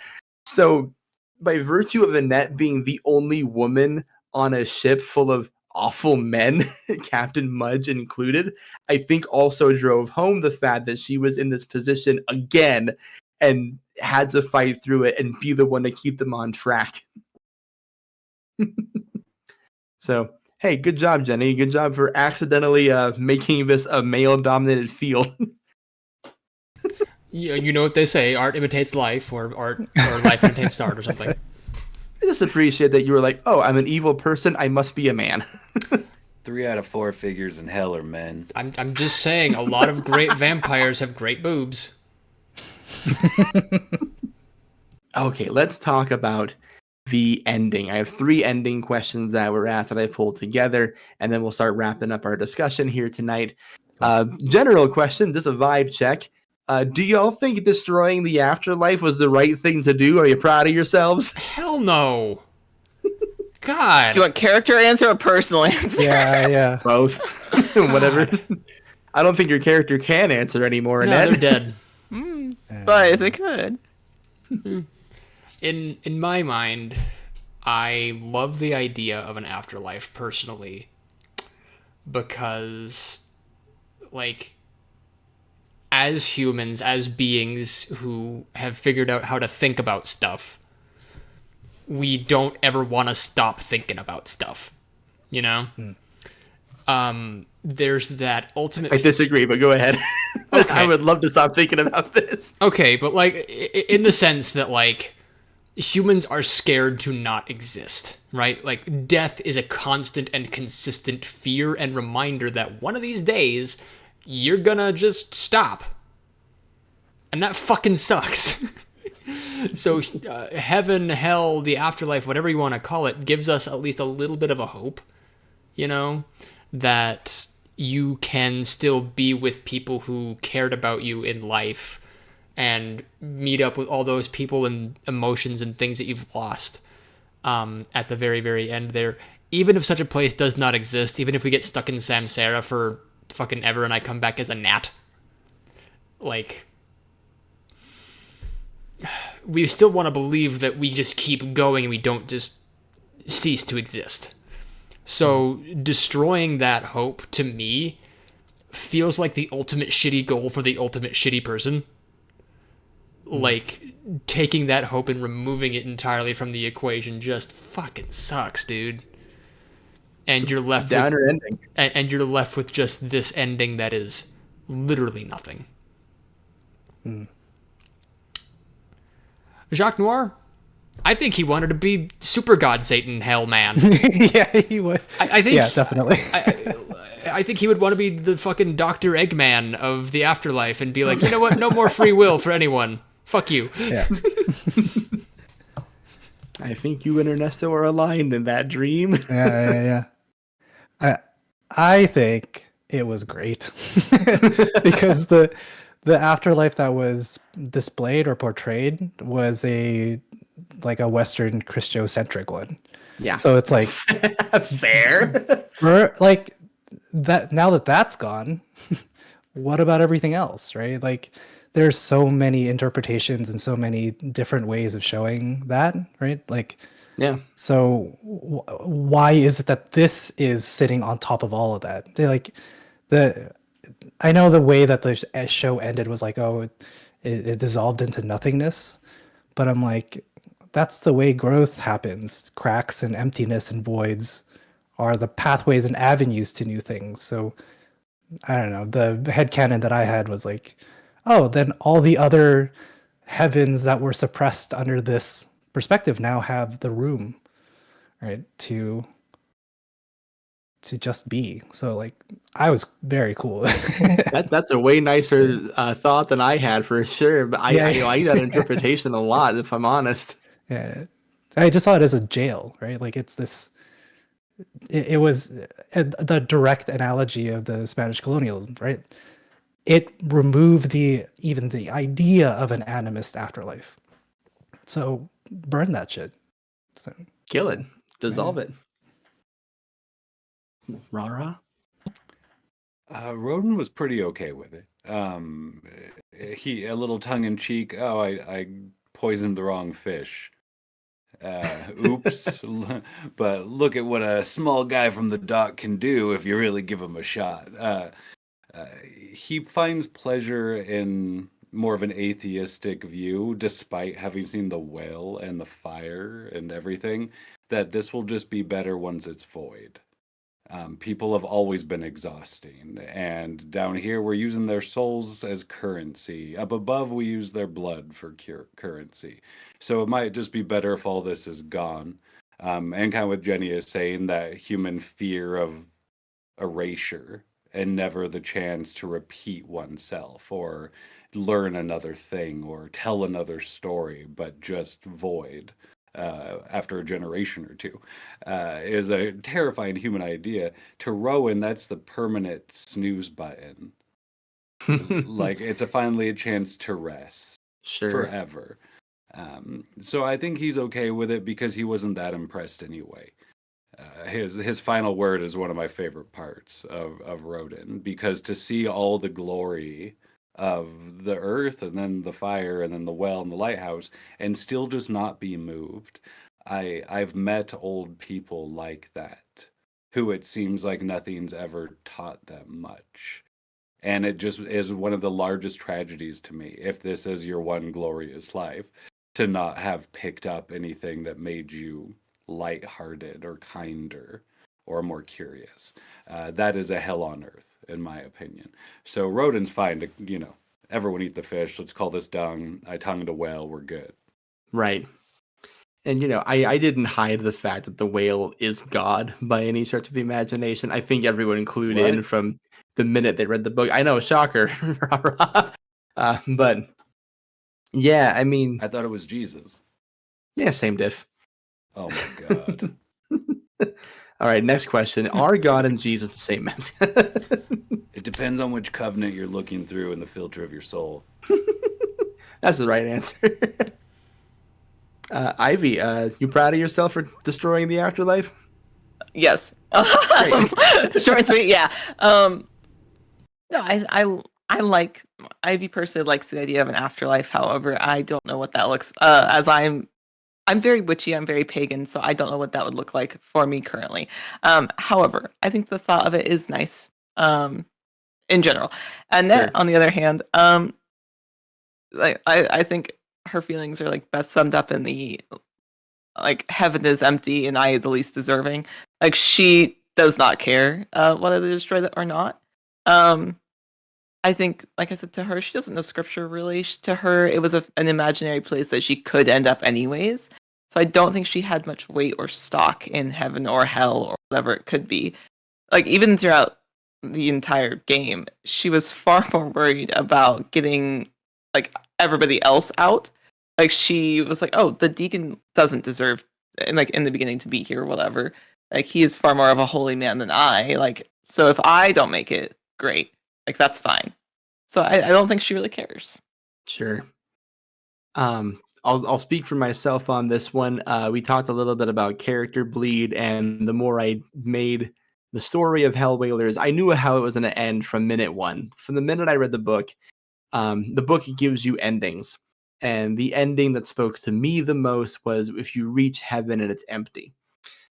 Which is the follow-up question is, was heaven heaven empty all along? Yes, I knew from before I even had a cast that the moral, if you will, was finding an empty heaven. Because that was the whole point I was getting at, that the teachings of Christianity lead you to hell. That was the big joke of the series, that it didn't matter if you were a righteous deacon or a shitty fish poisoner or whatever the captain was, well, you know, or a corrupt admiral, like everything according to this religion is so mired in rules that even following them sends you to hell, you know? So that was always going to be my joke, that God is a whale who is being kept in captivity in hell, that heaven is empty, that good Christians are trapped in a lighthouse where they just bump into each other and have no real identity outside of their faith. You know, all of those were the puzzle pieces I had, and I could not put them together until I had a crew. And then I had a crew, and they brought the puzzle together beautifully, and it ended on the note that I envisioned from minute one. And it is my single most existential fear, is the imminence and the finality of death, and the emptiness of it. And to put it to actual play was such a daunting task, and it was played beautifully by everybody. I love the ending notes for everyone.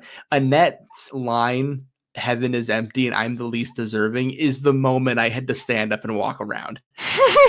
Like, straight up. I just had to be like, God, fuck, I love this woman. Like, I want you to know that was the planned line of, no matter how it ended, if she got to heaven, that was going to be something fuck that she you, said. There Ivy, was it's going so to be good. some. Massive Oh, line, the only thing that was written down for Annette, like, I have a Pinterest board. The only like lines that I had like set aside was when she broke down and was finally like, I don't understand his faithfulness. I have a paragraph that I had written like while I was thinking about Annette. That was my bleed of like, what are things I would love for her to express at some point? And it was, I don't understand the Deacon's faithfulness when he finally like was off that pedestal. Everything came crashing down around her, and that vision of him cracked and shattered. And I had paraphrased some of that paragraph that I had written down for that. And I knew that her last line was going to be, "And I the least deserving," because truly they all are.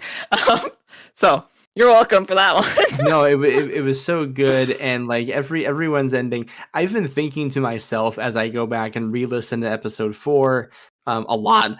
I always say, like, it'd be so fun to just put Rahrah in a room for an hour and have him do a solo role play of just Roaden exploring an empty, desolate heaven for eons. Because I could listen to Rahrah play Roaden forever. Fucking Deacon turning the rush to the throne of God into a PvP moment with the Admiral. You don't hear it on the recording because I cut it because I'm a smart editor. But like the gasp everyone left out when Ross said he was gonna stab the Admiral in the foot. Yeah. All of us like, whoa! Yeah. Such a huge reaction. And Jenny, your reaction to it was awesome. You're like, fuck you. The line that she rattles off is just so fucking poetic. It's like, you would deny me what is mine here at the end, and then you just like all stoic, straight face being like, yours is war. Like, God, fuck. That whole Can't believe how talented my friends are. Jesus Christ. But yeah, that's the ending. I always knew what it was going to be. I knew from the minute I read Hellwhalers and I saw the Heaven is Empty ending, I was like, I know where we're going. I've known it from the beginning, and I could not have picked a better team to get us there. And those are the questions that I have from our audience. Thank you all for submitting them and enjoying the Whalers. As is tradition here at Game Master Monday, I get GM's privilege to ask the final question of the series, and it's more of an excuse for me to gush about my friends. But the question that I always ask right at the end is, what was your favorite part about working with each member of the table? And I will go first, just to give you all time to think and ponder about everyone's aptitudes and what you enjoyed and all that fun stuff. I even pre-wrote them down so this time, so I won't take up the entire time just rambling. But I wrote down what I appreciated about having you all in the cast and just as people. And I'm going to go in character introduction order, which means Rahrah, you have to endure it first. But Rahrah, just the thing I enjoy about you, the speed in which we became friends and now frequent collaborators, astounds and delights me. Everything I love about you as a creator, a storyteller, a poet, a weird little freak is made manifest in Roaden. I struggle to call your ability superhuman because it feels more extra human. It just feels the way you are able to nestle into a character and completely understand them should be studied by all living beings so they too can become in tune with their hearts. Roaden sucks. And you weren't just interested in why they sucked. You were interested in finding the small, quiet moments, not to explain why they suck, but to expand on how a man like Roaden could possibly exist. And no one does that like you do. No one examines a character's inner workings. I mean, literally, your show is called The Heart is a Dungeon because you're so good about tuning into hearts. You are the best person in the world at doing this. I'm honored to be your peer, but I'm blessed to be your friend. Ivy is the only person on the crew that I hadn't previously worked with, but had seen plenty of, and wow, was I nervous to ask her to play with us. I always get a little nervous pitching my more ambitious, long vanity projects. But Ivy ate up this concept so fast, so hard, and so passionately. Just a joy to GM for. I knew if I put something in front of Ivy, in front of Annette, she was going to bite and chase that feeling to the ends of the earth, to the abysses of hell. You care for your community so much, and in a fucked up and weird way, that's present in Annette. A lot of people talk about building and harboring and caring for a community, and you are out here living it to the point where you can't even turn a blind eye to the suffering of your fellow damned souls. Knowing about Ivy, the community leader, was great prior to recording this. Meeting and playing with and hearing the love in Ivy, the person, is priceless to me, and I will carry that with me probably forever, as long as my memory still works. I don't know how many more nice things I can possibly say about my brilliant, inspired, present, competent, and eternally down sister. She is a jerk for making me continue to talk about her, and just keeps getting me on a deeper level and is always down to play along with what I'm pitching and feign surprise in her characters. She's been like this literally since we were kids playing in our backyard. This is just how Jenny acts. I'm glad she's so busy these days and can't work with me as much, because I'd like these days, I should really just get used to directing things without my Jenny-shaped safety net. But I'm glad I get her for this. Jacques sucked also in such a special way. It'd be so easy to just play a hot-headed character as quick to anger, but to be quick to disappointment, quick to wanting to correct, quick to palpable frustration, finding other and more interesting things to express hothead was incredible to see. Fuck you. And Ross, Jesus fucking Christ, what the actual hell is wrong with you? The answer is absolutely nothing. Ross's biggest strength is how deliberate and thoughtful he is in everything he does. Deacon Ernesto Deacon Ernesto is no exception. He's not only no exception, but a shining example of such. The information and character Ross is able to find inside of silence drives me insane. You will bring everything you have to the table, whether it's a goofy one-shot about starting a cult or a corrupt deacon trying to escape the pratfalls of colonialism.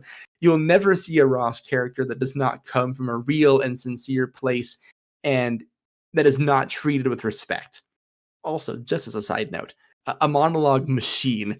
If I need something to have a little extra weight, make something feel a little bit more earned, all I have to do is prompt Ross to say anything, and I get a masterful performance out of him.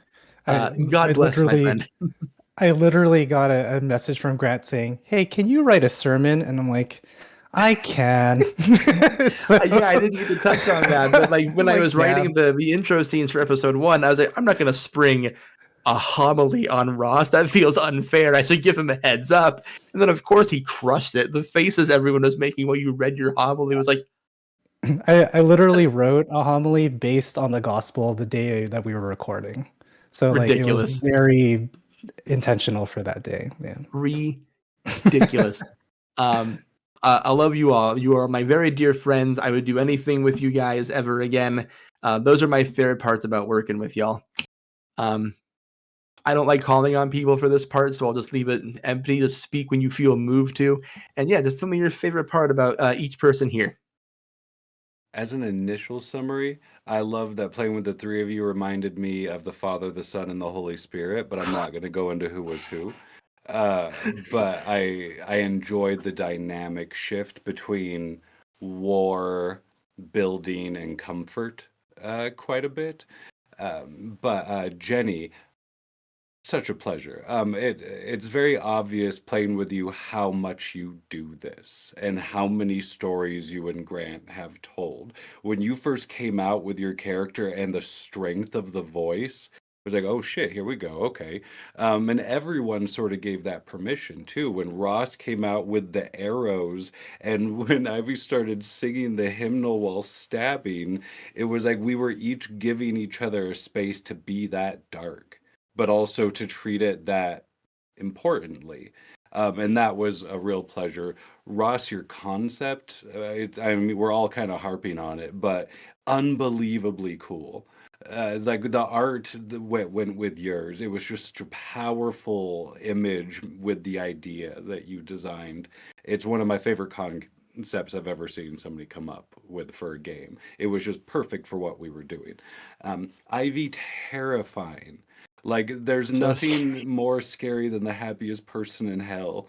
And you just played it in such a way that almost encouraged an innocence. Like, they maybe are the only one that shouldn't be here. Like, they're just so nice. And I don't know if that awoke a thing in Roaden, but it made a thing in Rahrah hard to let you just drown. Because if there's one person that truly shouldn't be here, it's the one person that thinks they truly should be. And that was your character. Grant, thank you for being such a bold captain. I knew going into this, like, there's not a lot of GMs I'd trust with this content, unless I knew I could just steamroll them if I needed to. And it was a pleasure to know you were going to put years of craft as a Crit Award nominated podcast host into this, and it was just so evident that you were in your element, both topic and tactic, and then once again the sound design. I hope you're not entering that into anything because I have hopes for next year, and but just beautiful work. I still gotta beat Castleton. It's an uphill battle for all of us. Seriously, and when you buy your own vote block, I mean cast. Hey, I don't know if you know this. We have 48 categories at least. We had all of them, Ivy. All of them. The thing is, we had to split a bunch of categories. Like, I don't very quietly. The Crit Awards actually has 2 podcast categories now that we had to split because there's so many nominations. So, Roaden, if you're done, I can. Everyone else. Yeah, Roaden, if you're done, I can go next. Oh, yeah. Please. Okay, I'm going to start. Jenny, I appreciated that every single time we jumped in the call, we could joke and make a light of the game that we were about to go in. I liked that we could banter back and forth very quickly and that we were just friendly to each other almost like instantly. That made it very easy to be at a table with you for the first time and then go into the very dark and grim thing. So I really appreciate that about you, that you were very welcoming immediately and that we could just riff off each other. I thought that was wonderful. It made it very easy to be at a table with. Rahrah, your imagery and the way that you describe things fascinates me in the best way. Like, I think your descriptions are beautiful. As someone who gets to GM professionally, you are so wonderful at your imagery to a point where I admire that, where I just want to listen to describe more because I want to like learn from it and take that and be like, wow, well, they did it this way. I would really love to do more of this thing. Your imagery is flawless. It's beautiful every single time. Even dancing with the fish was ridiculous, and I was like, wow, I'm so captivated by this ridiculous scene in this imagery and what that could mean for this character. I want to know more. You drive people to want to know more about what you're doing with your imagery. Ross, I immediately, sitting across from you at the table, went to my partner and was like, this type of role playing is professional to the degree of I think that you will go very far with it, however far you want it to take it. It's very inspiring to listen to, and you do put so much thoughtfulness and so much description and care into how you present, and it shines through, along with all of your passion for these characters that you make. I think your passion is very inspiring to listen to.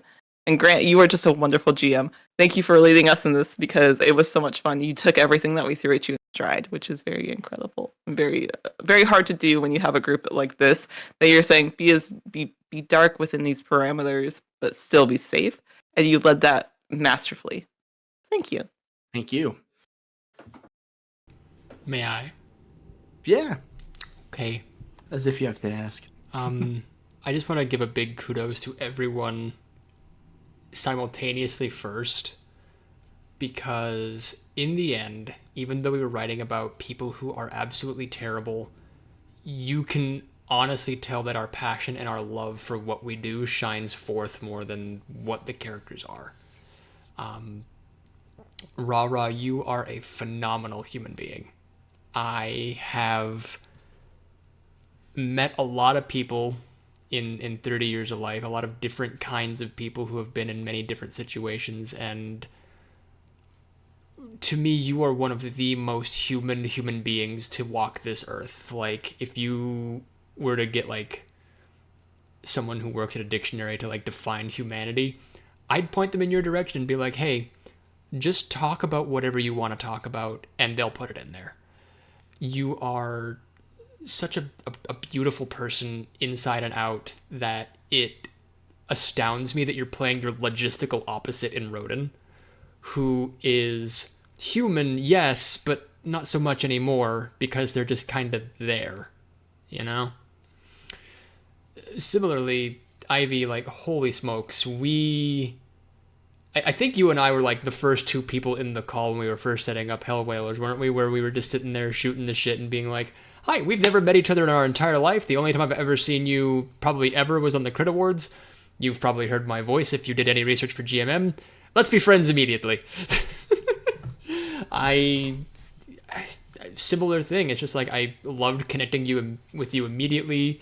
I think my only big regret in Hellwhalers is that Jacques and Annette didn't get to really interface that often with each other, because I feel like a lot of what you said about Annette specifically is like, well, she doesn't respect men in power, or if she does, she only respects the ones that are moving towards her goals. and what a wonderful dichotomy, though. Right? It's like, okay, this is the man that sucks, this is the man that's okay. I'm gonna go with this guy. When really the whole thing is, if you look from a distance on paper, yeah, that makes sense. But really, then they're all equal. Yeah, they all suck. Yeah, all of them. And it's beautiful to me again. Like, you are, I can tell, like, such a person who enjoys what you do in, like, a tabletop RPG space, to see you play someone so, I guess, bitter and disillusioned with the world in a sort of weird way. That's like, I don't want to keep repeating the same thing, but again, you're playing your logistical opposite in that sense. Like, it's remarkable. Ross, holy smokes. You know that just in this little chat we've had, I can tend to yammer, but you leave me speechless. You are honestly one of the most gentle people I've ever met. In several definitions of the word, just, you're...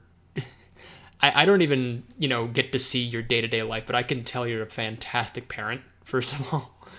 And I wish you many, many years of happiness, no matter what you do with your life, that you will find happiness because you just have this amazing just way of looking at life. And sure, you may have gone through some shitty things.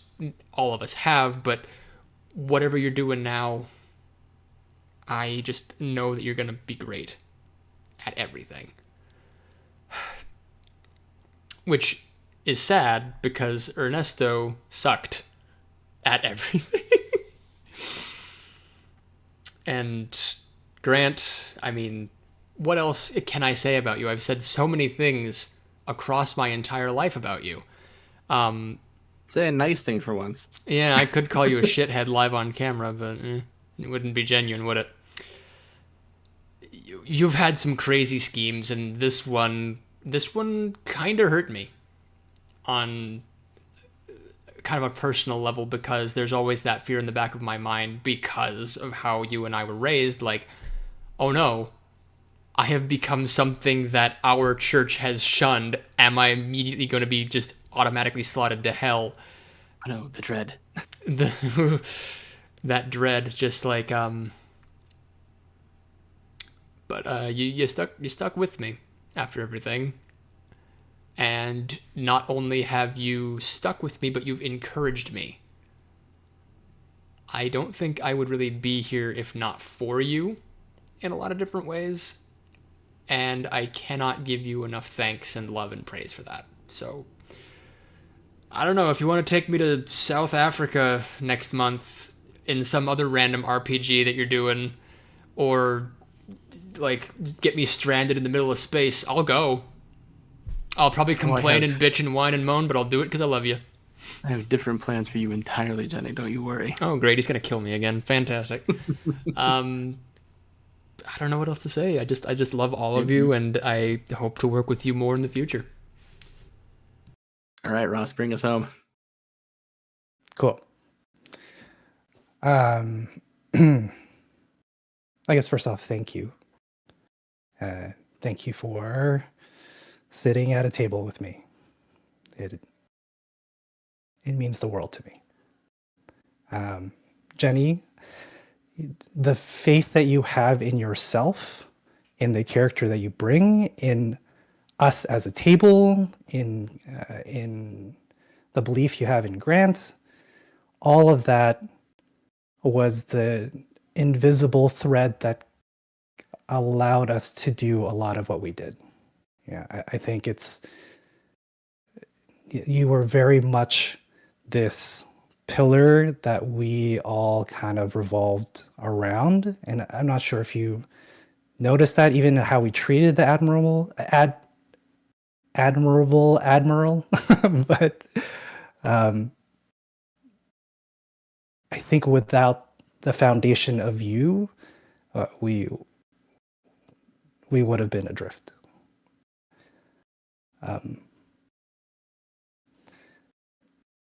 I was terrified when Grant said that Ivy was going to be at the table straight. Everyone's like, "Oh, it's great." No, That's what I felt. yeah. I don't know. I was like, "Oh, okay. Let's get to this." But like, I knew this kind of in like a parasocial way, but I knew that you were such an amazing person, by the way that your team at the Crit Awards kind of speaks of you. Like, that's the best way to know somebody. And I was able to witness that like bright lights that you brought to your character and to us. And I think what was really, really apparent was that whatever you did as a player and as a character held within it this like inherent hope. This hope that this is going to turn out well. This hope that this will resolve in an interesting way. This hope that you can see us and we can see you, and we can have a genuine connection despite being so far away, playing a game about shooting demon birds. I really, really am grateful that hope isn't under a bushel basket, and that we get to literally be the ones that, like, I don't know, sit with it, and I'm very, very grateful. Rahrah, I am very grateful that I get to love you as a friend, as a peer. You showed so much love to our show and to me. That's when Jenny was saying, like, oh, when it comes to humanity, you're a great definition of it. And it really linked up to what I was thinking, was that the humanity that resonates with people is the love that you show for them. And I'm very moved that you're willing to open yourself up in a way that shows like bloodied hands and a smiling face and hard work from a hard past with a bright and warm love. And I'm, again, very, very grateful. And the greatest of these, again, is love. And I'm very, very lucky that I reached out to Grant randomly on Threads and gone to do multiple shows with you. And this one was a really hard yes for me, because I knew how difficult it was going to be. But you asked it.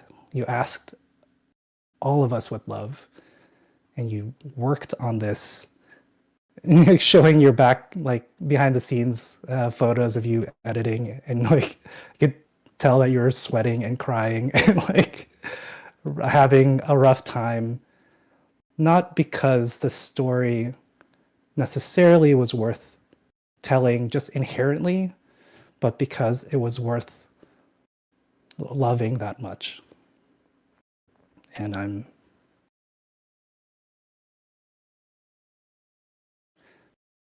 just very grateful for you, man. Same. Y'all are gross. Yeah, fuck you, Grant. Whatever. Yeah, I know, right? No, I'm always, I say this phrase a lot, but it remains constantly true. I am flabbergasted that even one person has wanted to do this show. And one's your sister. One, that being my sister. I'm shocked she's still here after all I put her through. You know, this is the dream gig. This is what I've always wanted to do without even realizing this was it. And to have the love of the community, the trust of our players.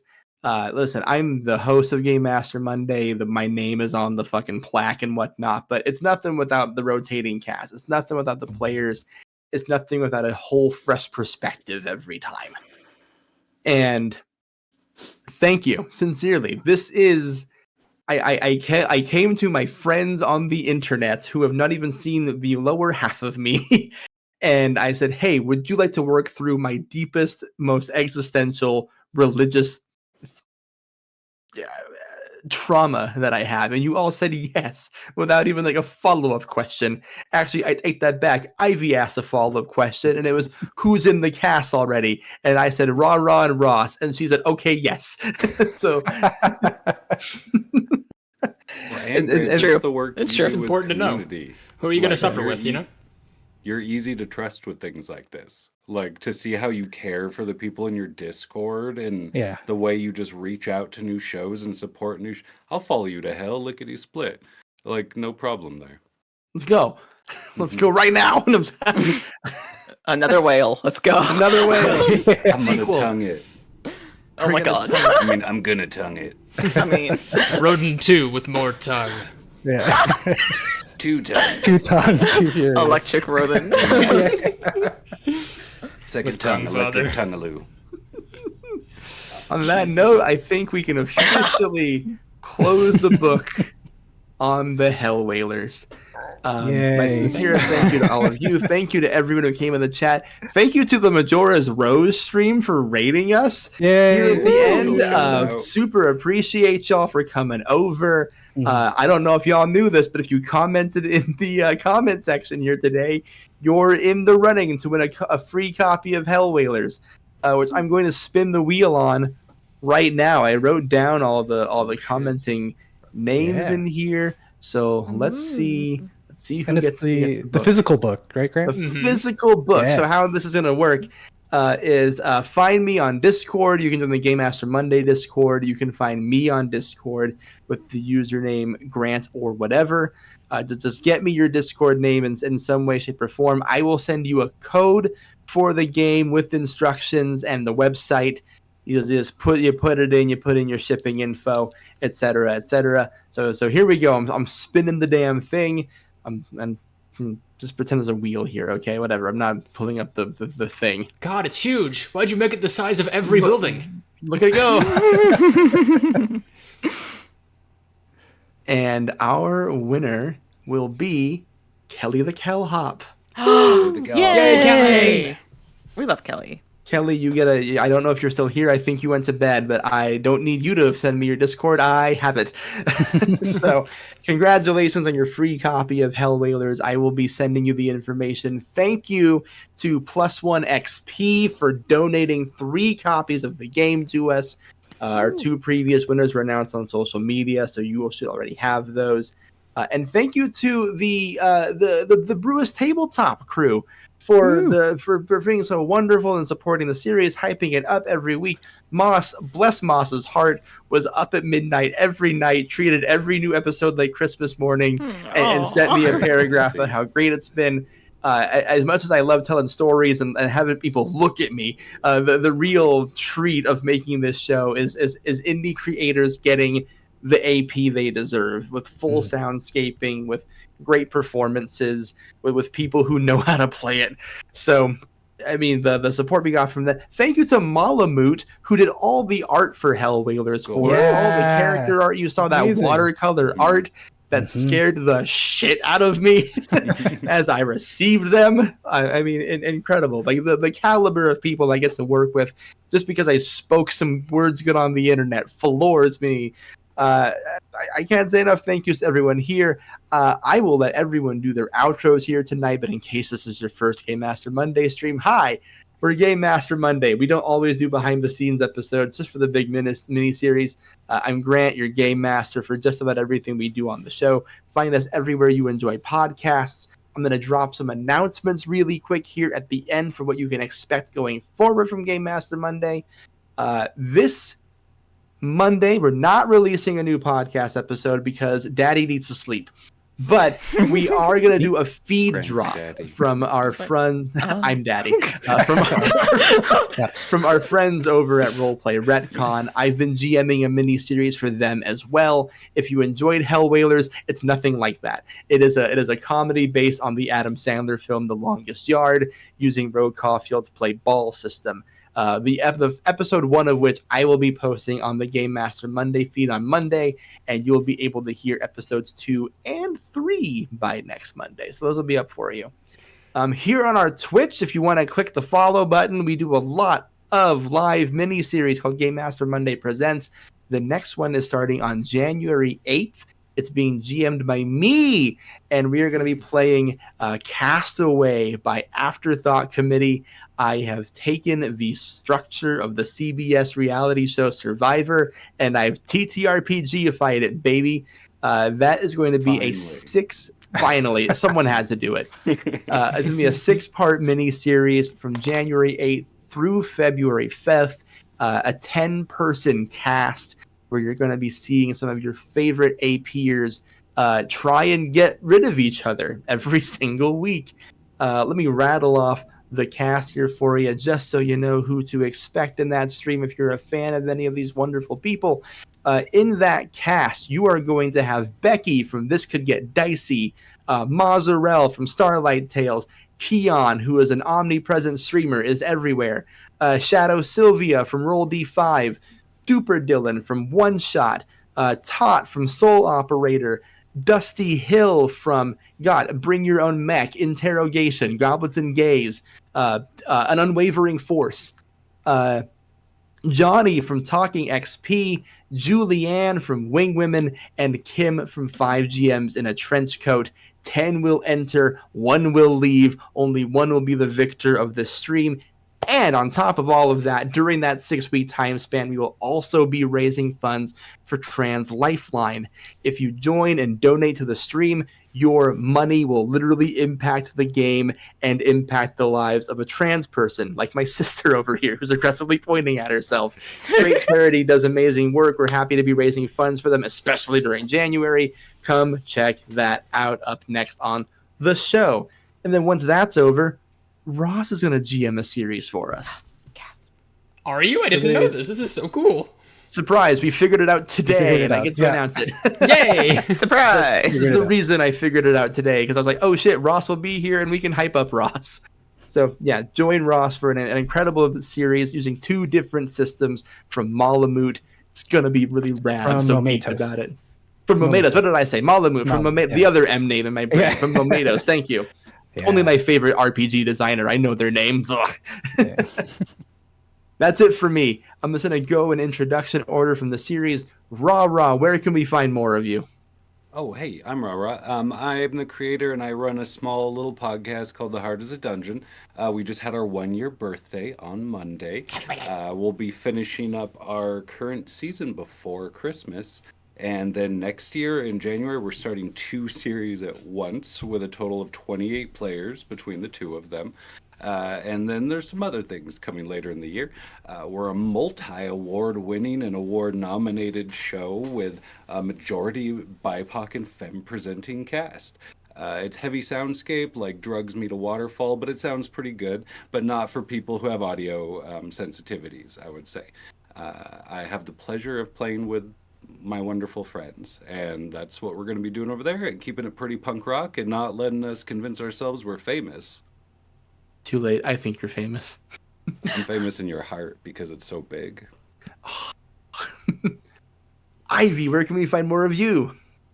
Hi, I'm Ivy. You can find me in a multitude of places. Normally, you can find me as Gamer the Girl all across social media, or like on the Quillaroids account, depending on the day of the week.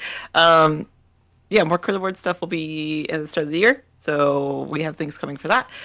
So yeah, keep an eye out. I also am the marketing director for Rolling for Charity. I also do a bunch of freelance marketing work for a bunch of other TTRPGs. If you get an email from me, I swear it's because it was meant for you. Please check your emails. That's me. I DM over on my own channel on Tuesdays. So if you want to come watch me DM a group of portal hopping realm walkers, you can come and watch me do that. And I'll pass it along. If you know one thing about me, it's I love little hopping things. Can I asterisk real quick? Yeah. I forgot it. I have live things. Tomorrow I'm on Folk and Myth for a holiday game. It's my spouse creature's first live stream ever. We'll be joining Go support Feral. Yeah. And then next Friday I'm on Diversity Saves for their holiday spooky situation. An all BIPOC table playing a Fall in Love Like Your Ghosts by the Sea game, which I wrote. So I'm very excited for that. Kim from 5GMs will also be in that, and Yuri of Roll D5. Tabletop Tailspinners Network. They work over there now. But yeah, sorry to interrupt. I forgot there's things with cameras, not just things with microphones. No, of course. It's so hard to remember everything one does all the time, and I understand. Jenny, where can people find more of you outside of Game Master Monday? Lots of places. Boy, am I everywhere. So I have my own personal YouTube channel that I submit things to, just Dat Kubi. You've probably seen me typing in the chat on that channel every now and then. I make music, and I get in fights. That's what I do. I compose with Mario Paint Composer, and I'm trying to figure out what the limits of that program are. Haven't found it yet. You can find me in your walls, apparently, according to the comment section. Mm-hmm. She's in the walls. She's in the goddamn walls. Mm-hmm. If you like more of my DMing style, 2 other things. One, next Tuesday, I'll be running both a game of Fire Emblem Fallen Kingdom, which is my little brainchild of, this is a video game series that I adore a whole bunch, and Nintendo has been letting me down consistently ever since Fates came out. How fix? It's gonna be a real niche joke for you Fire Emblem fans out there. Mm-hmm. So I took Fire Emblem, turned it into a tabletop RPG, and my friends continue to make music and art and love it so much. You can find that at Red Echo Games, exclusively on YouTube and YouTube Shorts. I will also be running that same Tuesday next week, this week actually, if you want to get technical, here on Game Master Monday. On Tuesday the 17th. Yeah, the Tuesday the 17th. Here on Game Master Monday, I will be doing the finale of the Festive 3, which is, let me tell you, a whole lot of spooky Christmas fun. We're going to be discovering the end of what is causing all this spooky Christmas shenaniganry. So I would recommend both watching the VODs if you have not on our Game Master Monday YouTube, and then clocking in at 5:30 p.m. Pacific Standard Time for the big finale this Tuesday. But that's all I got for you.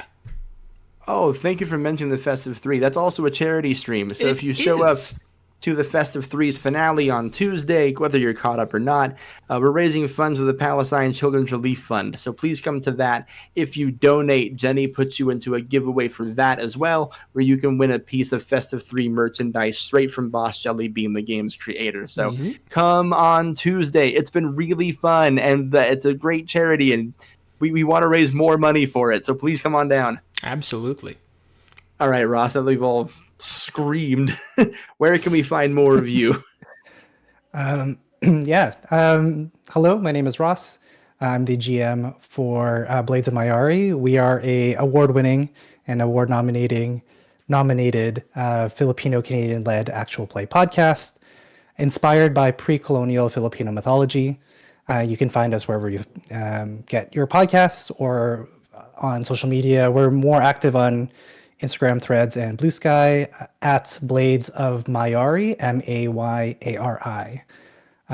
New episodes coming soon once I really try and manage my deep and innate burnout. So there is the episodes have been recorded, they just need to be edited, and that is a mountain that I am constantly trying to climb. But we will be wrapping up this arc essentially. And I don't know if we talked about this publicly, but we will be looking at creating a new story after this arc is done, trying to find a new blade, essentially. So that is exciting. Very, very looking forward to wrapping up the series and what's next. You can also find me playing Jacinto Luna on Roll D5 in the Ashen Glory campaign. We play Gubat Banwa, which is a Southeast Asian kind of wuxia inspired, very highly tactical TTRPG. So if you're into Lancer or D&D 4E, but in a setting that is maybe not unfamiliar to you, come check us out. I get to play with an amazing table, and we tell a really compelling story with a highly, highly tactical system. So I would love for all the anti-tactical TTRPG folks to come check it out and see if a story can be told with it. I'd love to hear your thoughts. What else? There is the new show that's going to come up in the next year with Game Master Monday. I'll be GMing live using two systems by Momentos.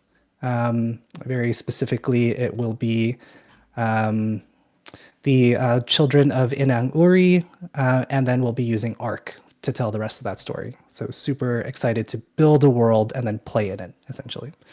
And then the other one that I think is coming up is on the Hard as a Dungeon Discord. I will be on a panel with Grant talking about starting an AP podcast. So we're doing that. Yeah, that's in January. If you're not in that Discord, oops. But if you're there, very excited to chat with you about that. And if you have any questions specifically, feel free to reach out at Blades of Mayari. Would love to field some of those questions as well. Whisper them into the night sky. They will find Rahrah, I've been told. Oh, yeah. And we're doing that with Kim from 5GMs as well. Yes. So that's going to be a great time. Thank you, everyone. I'm really excited for Ross's series. Longtime GMM fans know that Arc Doom is my favorite TTRPG. So I'm really excited to have Ross do it on the channel proper. And now that we've held your attention for 2.5 full hours, the giveaway is over, the questions have been answered, the plugs have been made. Thank you all for watching. We will see you for the next one. Game Master Monday, the podcast proper, will return in January. It won't be long, I promise. Time is fake. And we will see you all next time. Bye-bye, everyone. See you in hell. See you in hell.